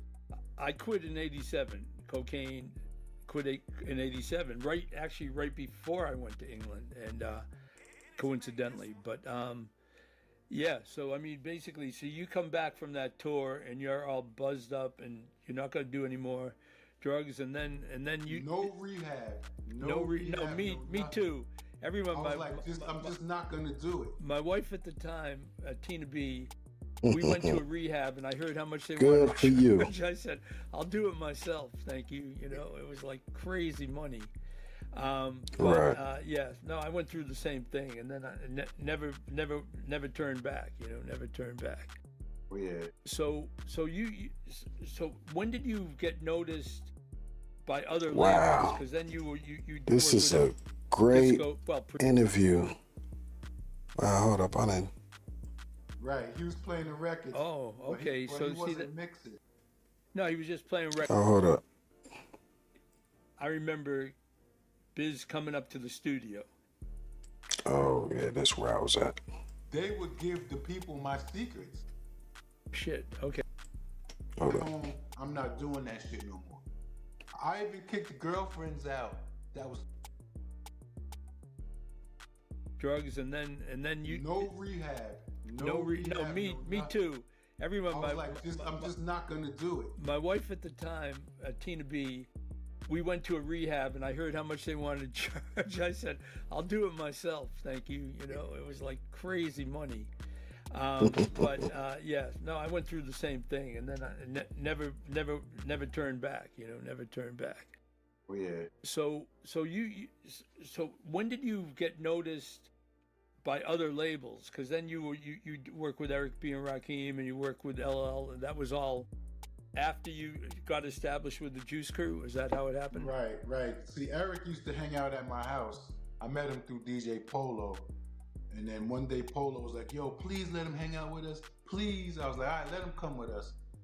And he came to my house and saw what we was doing, and he's like, "Hey, I can get in there." He saw me making stars out of people. Just they was coming to the house 3-4 weeks later, they're known. He's like, "Yo, I got an MC," and he tried to have Freddie Fox come. Freddie Fox never showed up. We laughing at Eric saying, "Yo, where's your rapper at?" He's like, "No, I got somebody else that's gonna come." And I believe Freddie Fox was the rapper that went out to LA and was supposed to be the rapper for Dr. Dre and NWA. I believe. I'm not sure, but I'm a find out. And the next day it was Rakim. Wow. So Rakim comes to the house, does his rhymes. They didn't even pay for the they didn't even, still to this day, I never got paid for the studio session because it was in my house. Okay. But how quickly did you take it to Power Play though? That was Power Play was I would go to Power Play, and I started noticing, since people would know that I was going to Power Play, they would give the people my secrets. Shit. Okay. So no more Power Play. That's how they became the hip hop studio. Because I mean, Patrick was he the engineer there when you were working there or no? Not at that point. It was other people. It was like you know who was there? What's his name? He did the Run DMC stuff.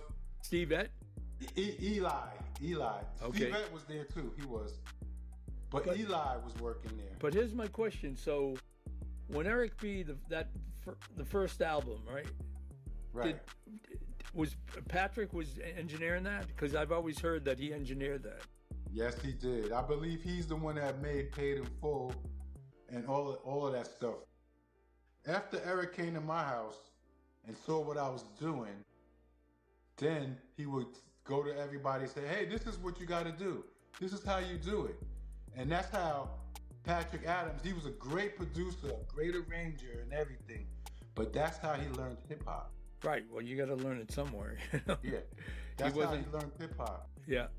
So he got it from being around the sessions, really. Right. So basically, like the whole LL and dealing with Def Jam. You have any stories about that? You know, when me and LL, when we first started working together, he came to BLS. he was doing an interview about Walking with a Panther album, and it wasn't getting the street response that he really wanted. And I told him, I said, "There's a song on your album that I really like that I know I could fix." He says, "What do you mean you could fix?" And I said, "Yo, I think it needs a remix," and that was Jinglin' Baby. So I fixed Jinglin' Baby for him, and the response was incredible for him. Well, you still had that. You still had that radio thing. That was huge, right? I mean, for you, having the number one radio show and the number one station, you could test things, and you could, if you nailed it, everyone would know immediately, and they'd be, "Oh, did you hear that?" Yeah. Yeah. The next day they would be looking for it in the stores. That's how you knew. And they couldn't get it because it wasn't what's so crazy is after that, he went and told Russell, "Yo, I want to go with Marley Marl." And you know, Russell had beef with Mr. Magic because Mr. Magic was with Russell first. And Russell was like, "No, we're not fucking with Marley Marl. You got to go with Rick. Rick is our guy." So they booked studio time, and LL came to my house. He didn't even show up at the studio. He came straight to my house. And so Russell tried to fight us by putting out the booming system. He said, "Look, this ain't gonna work. It's not gonna work." Next thing you know, boom! LL was like, "Yo, we should work on an album, bro. We should work on an album." And then, you know, the rest is history. The Mama Said Knock You Out album. That's how I got my first Grammy from that song. And how did you convince Rick and Russell? There was some, you know, at that time, that's when LL's father was his manager. So all hell was breaking loose. Right. You know what I'm saying? Yeah. And his father was adamant about him working with me. So. Oh, his father was for you, so. Yeah, his father was for it because he saw the reaction that he didn't like the reaction from Walking with a Panther. He felt that they was taking LL too pop, and I had the streets in my back pocket. Mm-hmm. And you know, people were here. I even told LL, "You can't be screaming on these records. Nobody's screaming no more. Nobody's I'm bad. Everybody's talking it out right now. So you gotta try this on the Jinglin' Baby remix. You can't scream like the other one. You gotta do your vocals over." Okay. He went and did it. He calmed down, and the reaction was like, it was cool.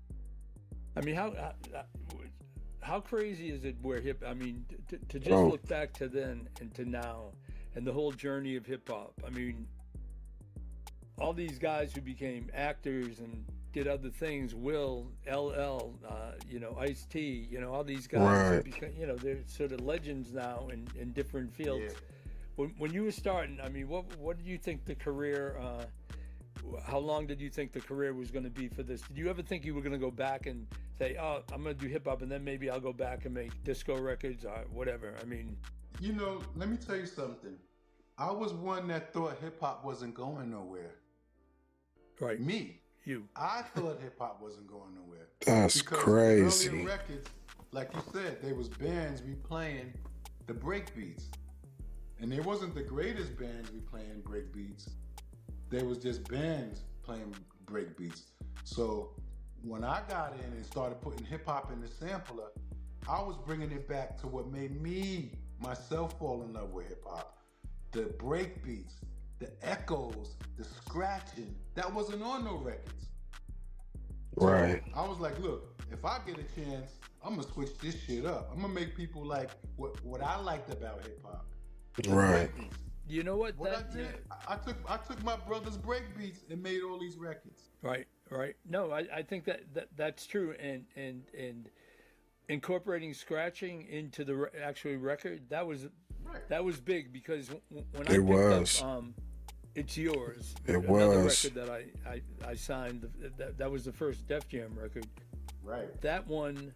When I heard it, what T. impressed La me Rock. most was the scratching on it. It was jazzy cutting. And I went, why didn't I ever do that with any of the jazzy records? We would sample a scratch, but we weren't having them come in and scratch. And to me, when I heard It's Yours, I thought, that sounds like they recorded that live in the club because it just had the vibe. And I had always wanted to incorporate the call and response, which was in Planet Rock and Perfect Beat. But we polished it too much. It would when with It's Yours, it sounded like they recorded that shit in a club. It was so boomy with the scratching, and I thought that's why I signed it. I thought, wow, this is the next step in rap, and I thought, that was really early on. That was like one of the original elements of it. And the occasional gun shootout at the end of the tape, where somebody was shooting, everybody started running, and the music stopped. You know what? I have a put tape. all of that on the record. I have a cassette. I have a cassette from Bronx River, right? Yeah, an amazing gig. And then all of a sudden, you hear a gunshot, and the music's down, and Bam's like going, "Yo, people, get it together. We can't have anything good. What are you guys doing?" And it was literally a shootout at Bronx River.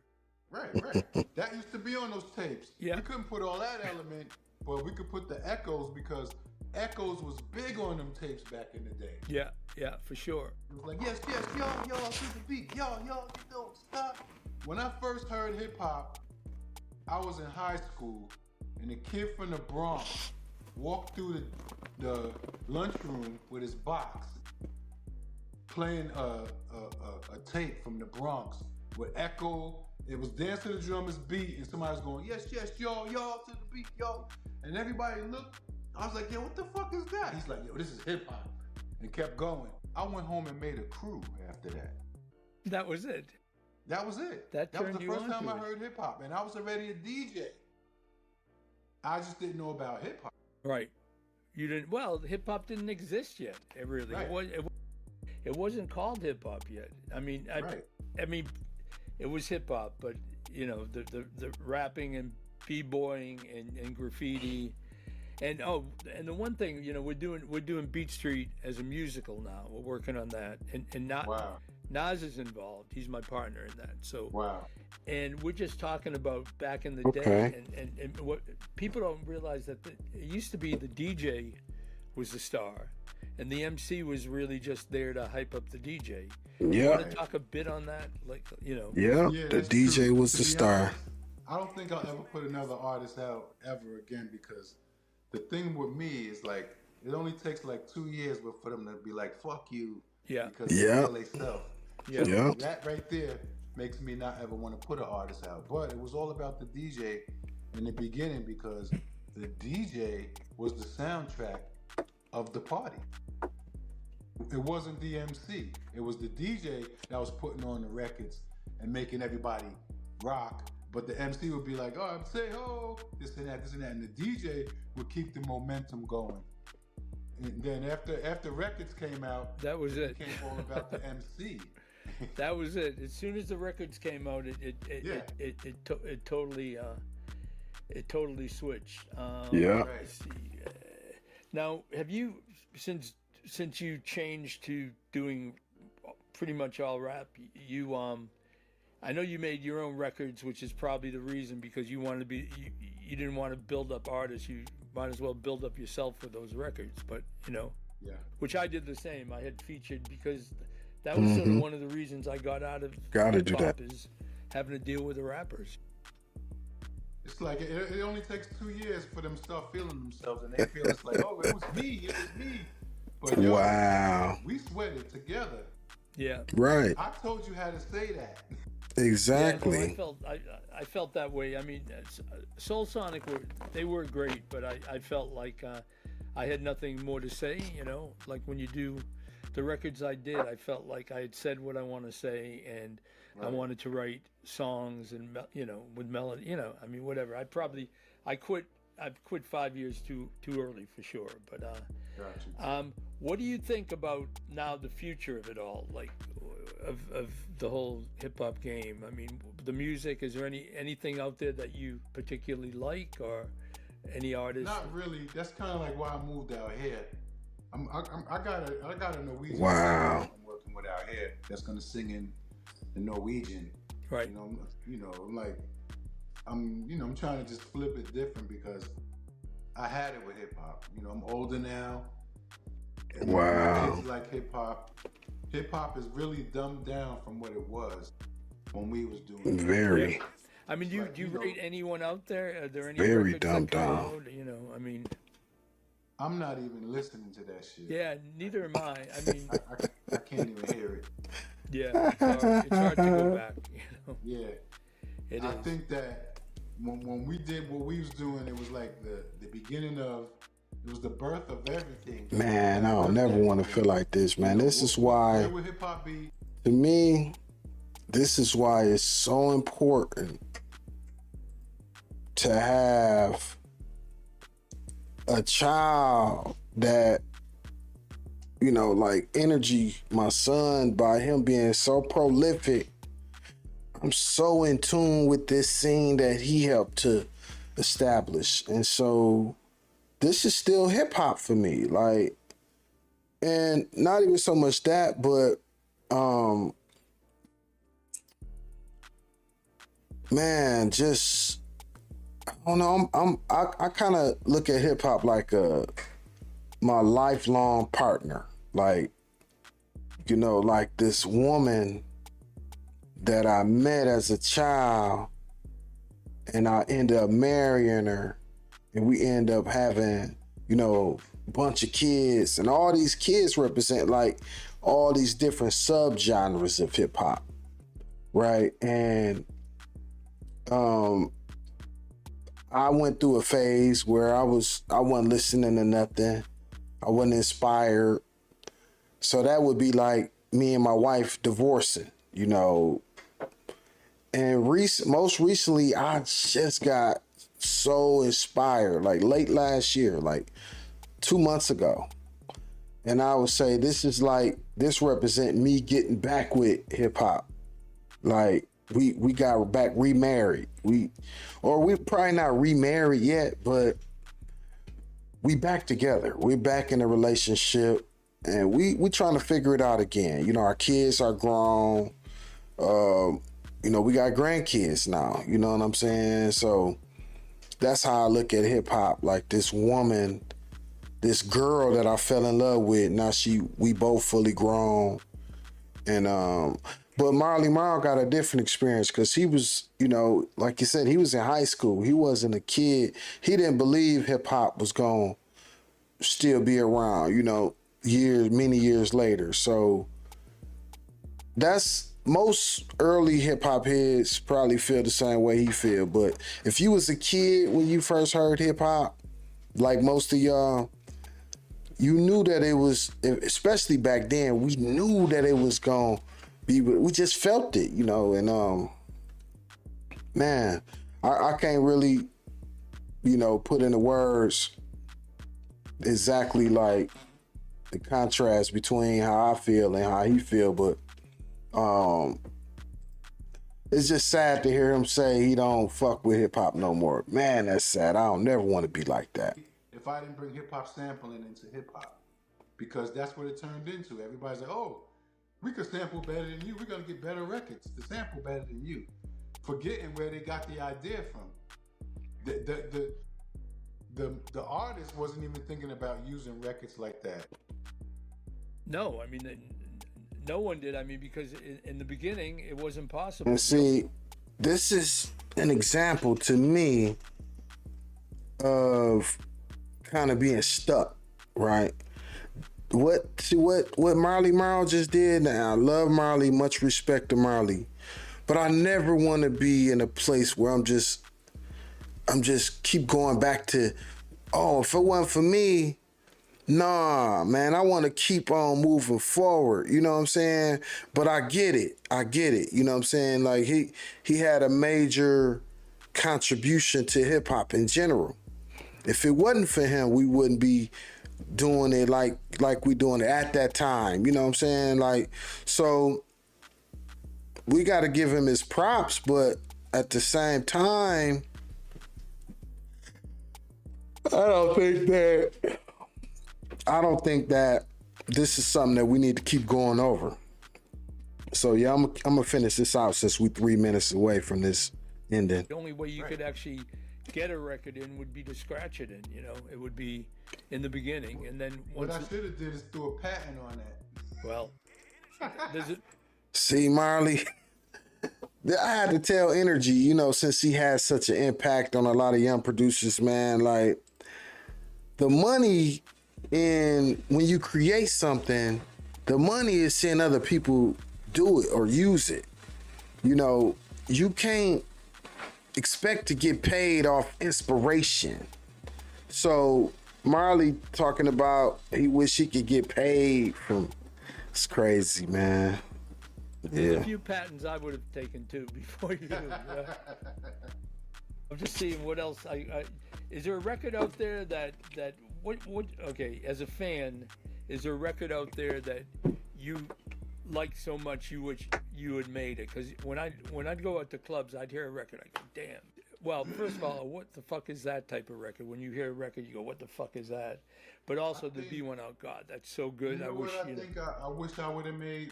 Like, I wish I would have been involved with Art and Noise, you know, stuff like that, because that's where my head was at. Right. My head was over there, but I got pulled into hip hop, and it made me a lot of money. It got me here.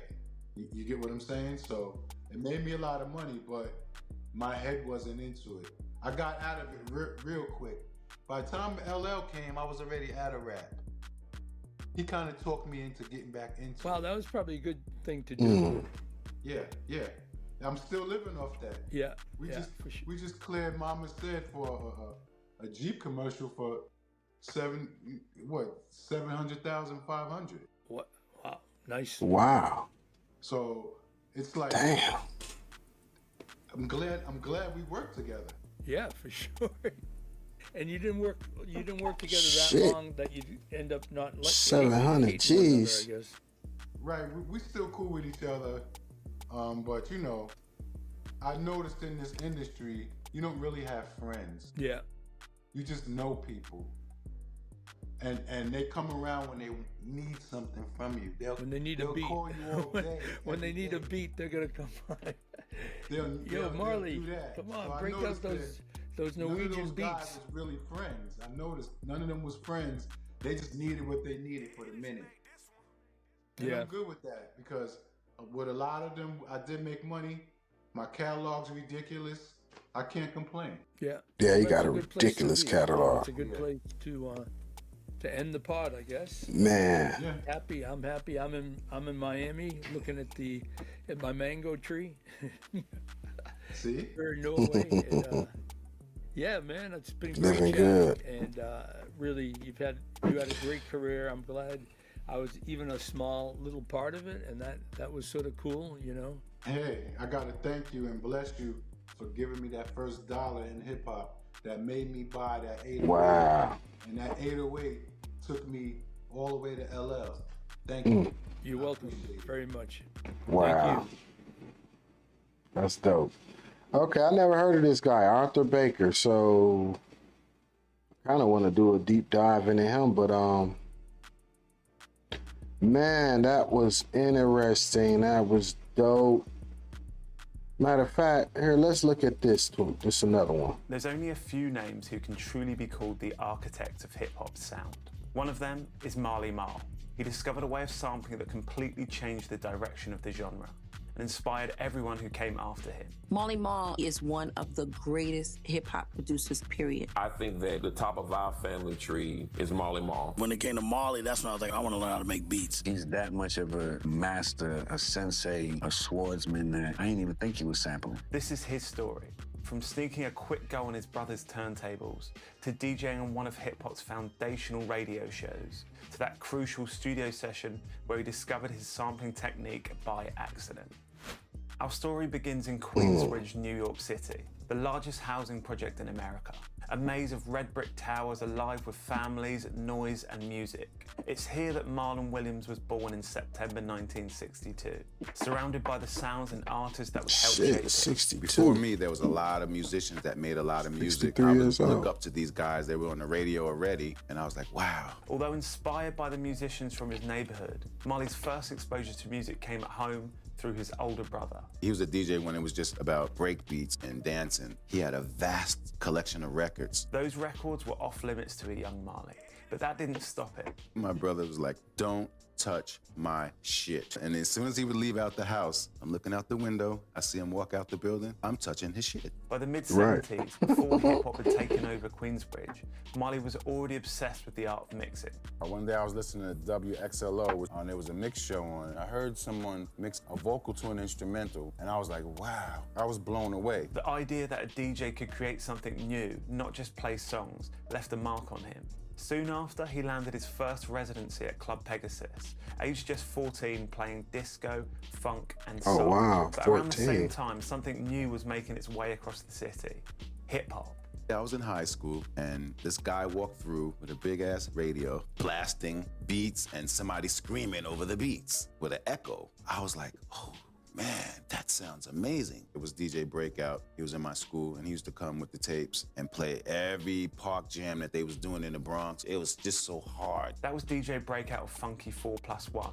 And for Marley, it was the first time he'd heard music like that. Back home, he started experimenting, trying to fuse that raw Bronx energy with his own style. Then one day, he finally got his shot. They was out in the park DJing. I was able to get on the set finally and show everybody what I could do. And it was only one transition from one record to the next, but I felt like I had the world in my hands. Those park parties became Marley's classroom. Every night he was learning what made people move. Then one afternoon, a chance encounter at one of those shows changed everything. I was DJing on one side of the park. I had a big crowd. The band was at the other side of the park with no crowd. I went down to the band guys and said, hey, I'm about to take a break. Would you like to plug into my big sound system and be heard? The next day, musicians are showing up at my house. They're jamming at my house. I'm learning how to EQ the bass. I'm learning how to make everything sound better. That was my training to become an engineer.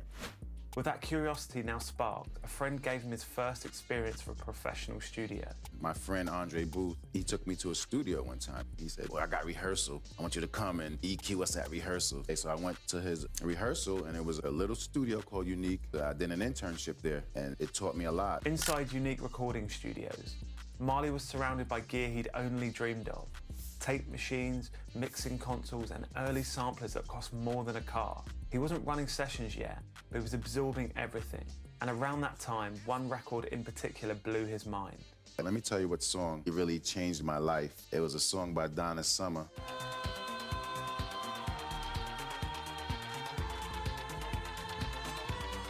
I heard a syncopated bass line to a track and all electronics going on. And that record right there made me decide that I want to make music. I Feel Love showed him what was possible with machines. He began experimenting with whatever equipment he could get his hands on, creating his own DJ tools to drop in his sets. At first, I was just putting good music together as a DJ. I never made records for records. I made remixes for a DJ. I made DJ tools for me, which became DJ tools for the rest of the DJs. Around this time, Marley began putting his editing skills to use on full records. One of the first was Sucker DJs by Dimples D, a DJ-friendly version of Run DMC's Sucker MCs.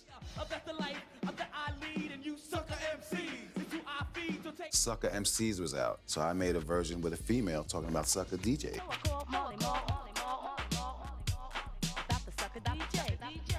Those homemade edits stood out. They didn't sound like the official versions that everyone else was playing. And before long, they landed him his first radio gig. I did an internship at WBLS. The lady would do a workout show, and she hired me. Her name was Pat Prescott. Right now, we're getting ready for the morning workout. Glad you could join us today, Pat Prescott on this end. She's like, there's a lot of records out, but I need extended versions because we're gonna do exercise. You're the exercise editor. I'm gonna give you songs, you're gonna chop it up, and people are gonna exercise to your mixes. At WBLS, Marley learned the art of editing, and in the process caught the ear of another host at the station. Mr. Magic heard me blend music at a street function. He said, wow, that's good. Can I play that remix on my show? I get to the radio station. He puts the song on. I did a remix to Buffalo Gals.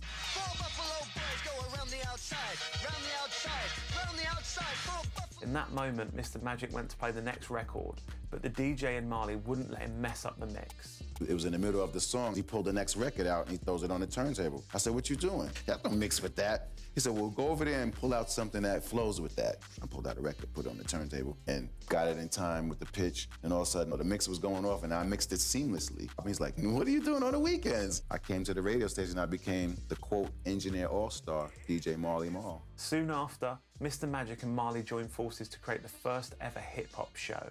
Rap Attack.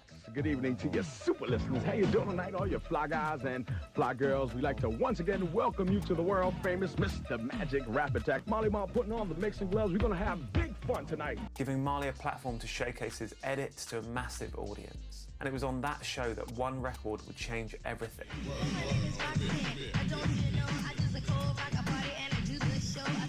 He lived in a building across from me. When he said to me for me to come to his house, he wanted me to do a freestyle over a beat real quick. And so I just did Roxanne's Revenge right off the top of my head in the process of doing my laundry. And he was like, just it's only gonna take like 5 minutes. And I was like, okay, look, I got 7 minutes. And I actually did Roxanne's Revenge in 7 minutes. One take left and then went back downstairs to do the laundry. That track was a response to UTF's Roxanne, Roxanne. Walking down the street, so I said, hello, can't go from UTFO. And she so, I said, so. Roxanne was out at the time. And I wanted an alternative. She just came to the house, one take, rhymed Man, like, if y'all could go back, man, like, a lot of y'all younger, people, man, if y'all could have been there to feel the electricity in the air when Roxanne came out, UTFO, man. Ooh. Roxanne, Shantae, man, that whole back and forth they had. Ooh, it was, man, y'all got to do y'all research on that, man. Please. Got to do your homework. Got to do your homework on UTFO, Roxanne, Shantae. That whole, man, I remember it like yesterday, man. It was, boy, this is the early beginnings for me in hip hop, man. Great memory. And we put it on the radio that night, and it became a gold record. In just a few years, Marley had gone from his brother's turntables to the clubs to breaking hit records on one of the most influential shows in New York City. Between his time at WBLS and those late nights at Unique, Marley was getting more hands-on in the studio.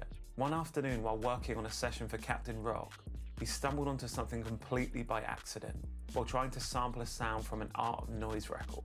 I was going to get something else off of the track to sample, and the snare actually recorded first before the sound that I was looking for. I started playing my sampler against the track that was coming through the speakers, and my snare sounded better. So I told the engineer, turn that snare down. I was like, this means I could take any drum sound from any pre-existing record. It was a mistake. It was a basic, honest mistake that changed everything. For the first time, Marley realized he could lift individual drum hits, kicks, snares, and hi-hats straight from vinyl, instead of relying on the stiff, I remember when I thought about that. Machines.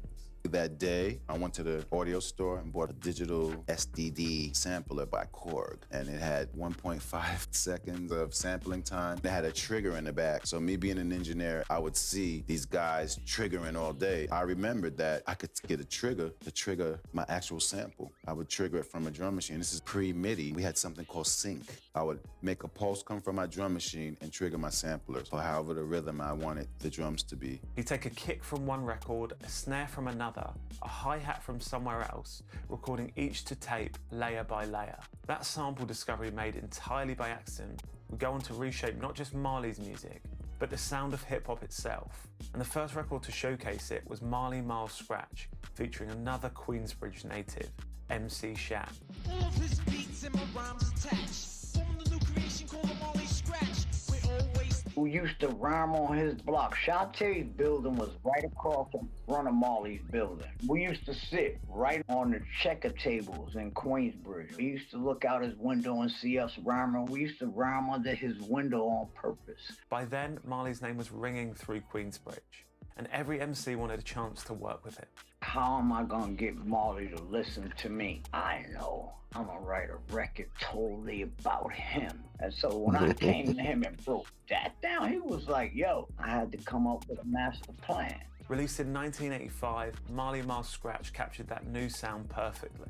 It was the start of a new chapter for hip-hop production. By 1985, Marley Marl's small Queensbridge apartment had turned into a makeshift hit factory. Word was spreading through the borough. If you wanted your record to sound right, you went straight to Marley. Alongside Mr. Magic, whose on-air nickname was Sir Juice, they formed what became known as the Juice Crew. We were hip-hop's first super friends. Everyone had their own individual Yeah. superpower. Biz was a beatbox, unlike any other. I was a freestyle rapper, unlike any other. Shan was a storyteller, unlike any other. G-Rap was a gangster rap, unlike any other. Kane was a lyricist, unlike any other. Ace was an entertainer, unlike any other. Marl was a producer, unlike any other. The chemistry between Marley and Shan led to one of the crew's first anthems, The Bridge. Hip-hop was set out in the dark. They used to do it out in the park. Every place that said his name. This record was made off of a 4-track. It wasn't elaborate. I would use the tracks for the frequencies that were close to one another. I already knew that the hi-hat and the snare was around the same frequency. I would put those on one track. Then I would put the kick and maybe the bass line, since that was the low frequency. The bridge sample, track 3, and his vocals on track 4. When The Bridge hit the airwaves, it did more than celebrate Queensbridge. It accidentally sparked one of hip-hop's earliest rivalries, following an encounter Marley and Magic had in the studio. We were in the studio, and there was a group next door called Boogie Down Production. They wasn't really known yet. They were just making demos. They saw Mr. Magic. Oh, could you please listen to my demo? They play the music. Magic's looking at me like, he goes over to the console, shuts it down. This shit is garbage. And I'm like, how do I get out of here without getting punched? In my haste of getting out of the studio, I left my prized drum reel. They went in the studio that very night, took my drum sounds, and made a record dissing us. Boogie Down Productions fired back with South Bronx, and the Bridge Wars were on. Do you think that hip-hop had its start out in Queensbridge? A battle broadcast live over Mr. Magic's radio show. WBLS 107.5 in the class by itself, often imitated but never quite duplicated. This is the original Juice Crew, which covers the entire Metro New York area, because I am, of course, from the Boogie Down Bronx. And this KRS crew, who are they? Where are they from? Sounds like sauce. Ragu, homeboy. We will battle you anytime, any place, anywhere, if you dare. But outside of that storm, Marley kept building. Between 1987 and 1989, his cold chilling studio became a production line for classics. Biz Markie's Going Off, Big Daddy Kane's Long Live the Kane, Kool G Rap and DJ Polo's Road to Riches. By 1988, the Juice Crew were unstoppable. Man. And when Marley brought them Road together to for the Riches was Symphony, shit. a last-minute addition to his debut album In Control Volume 1, they set a new standard for posse cuts. My album was done, and that was the That photo was my shoot for the album. favorite song. Kane was like, yo, we all together, let's make a record. So everybody on that photo was supposed to be on the symphony, but some didn't show up to the record. I didn't even know the impact that that record would make. Play yourself. All right, quick break before we get into the next part of the story. We make our own samples at Loop Kitchen, inspired by those jazzy, soulful samples from hip-hop's golden era. Full, nostalgic compositions you can chop and flip into your own beats. That is down in the description. By the late 80s, the Juice Crew's golden run was winding down. The MCs were branching out, and Marl was about to do the same. Having left Rap Attack to start his own WBLS show, In Control, in '88, bigger artists were now reaching out to appear on the show. One of them was LL Cool J. He comes to the radio station for an interview. After the interview, I sat down with him and I said, I know you're not getting that love in the street from this album, but there's a song on this album that I think I could remix and it could change a lot of stuff. He's like, oh, Jingling Baby. He got me the parts, and that changed everything.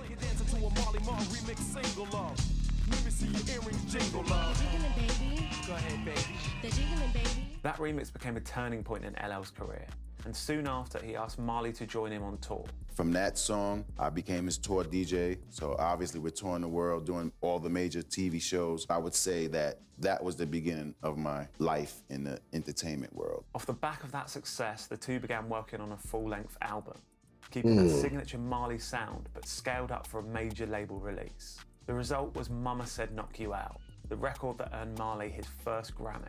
From there, more major label opportunities came calling. I did some earlier songs with TLC when they first came out. I started getting R&B budgets. It was a little different from hip-hop. Little $3,000 hip-hop tracks was cool, but then when you started doing like $40,000 R&B songs, I could buy a SSL for the crib. That influx of major label money meant he no longer had to work out of his bedroom. Wow. He built a new studio in Astoria, Queens, known as the House of Hits.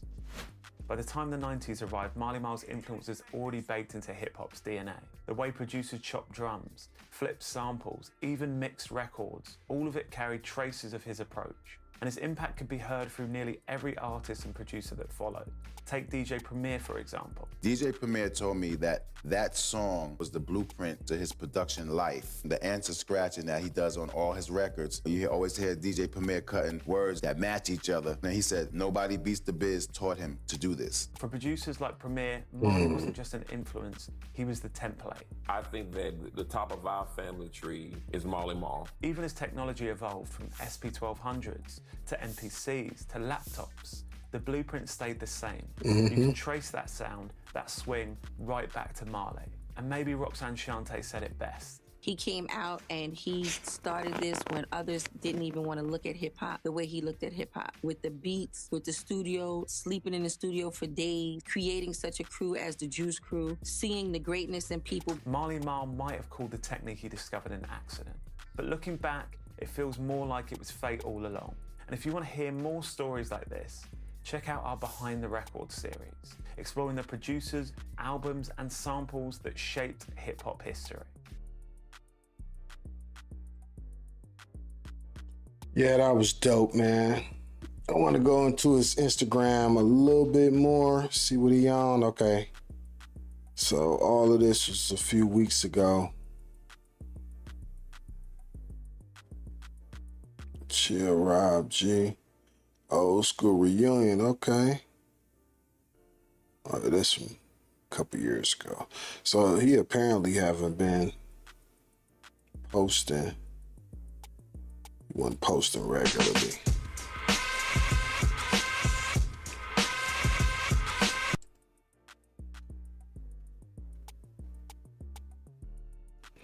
So he just started posting regularly last couple weeks.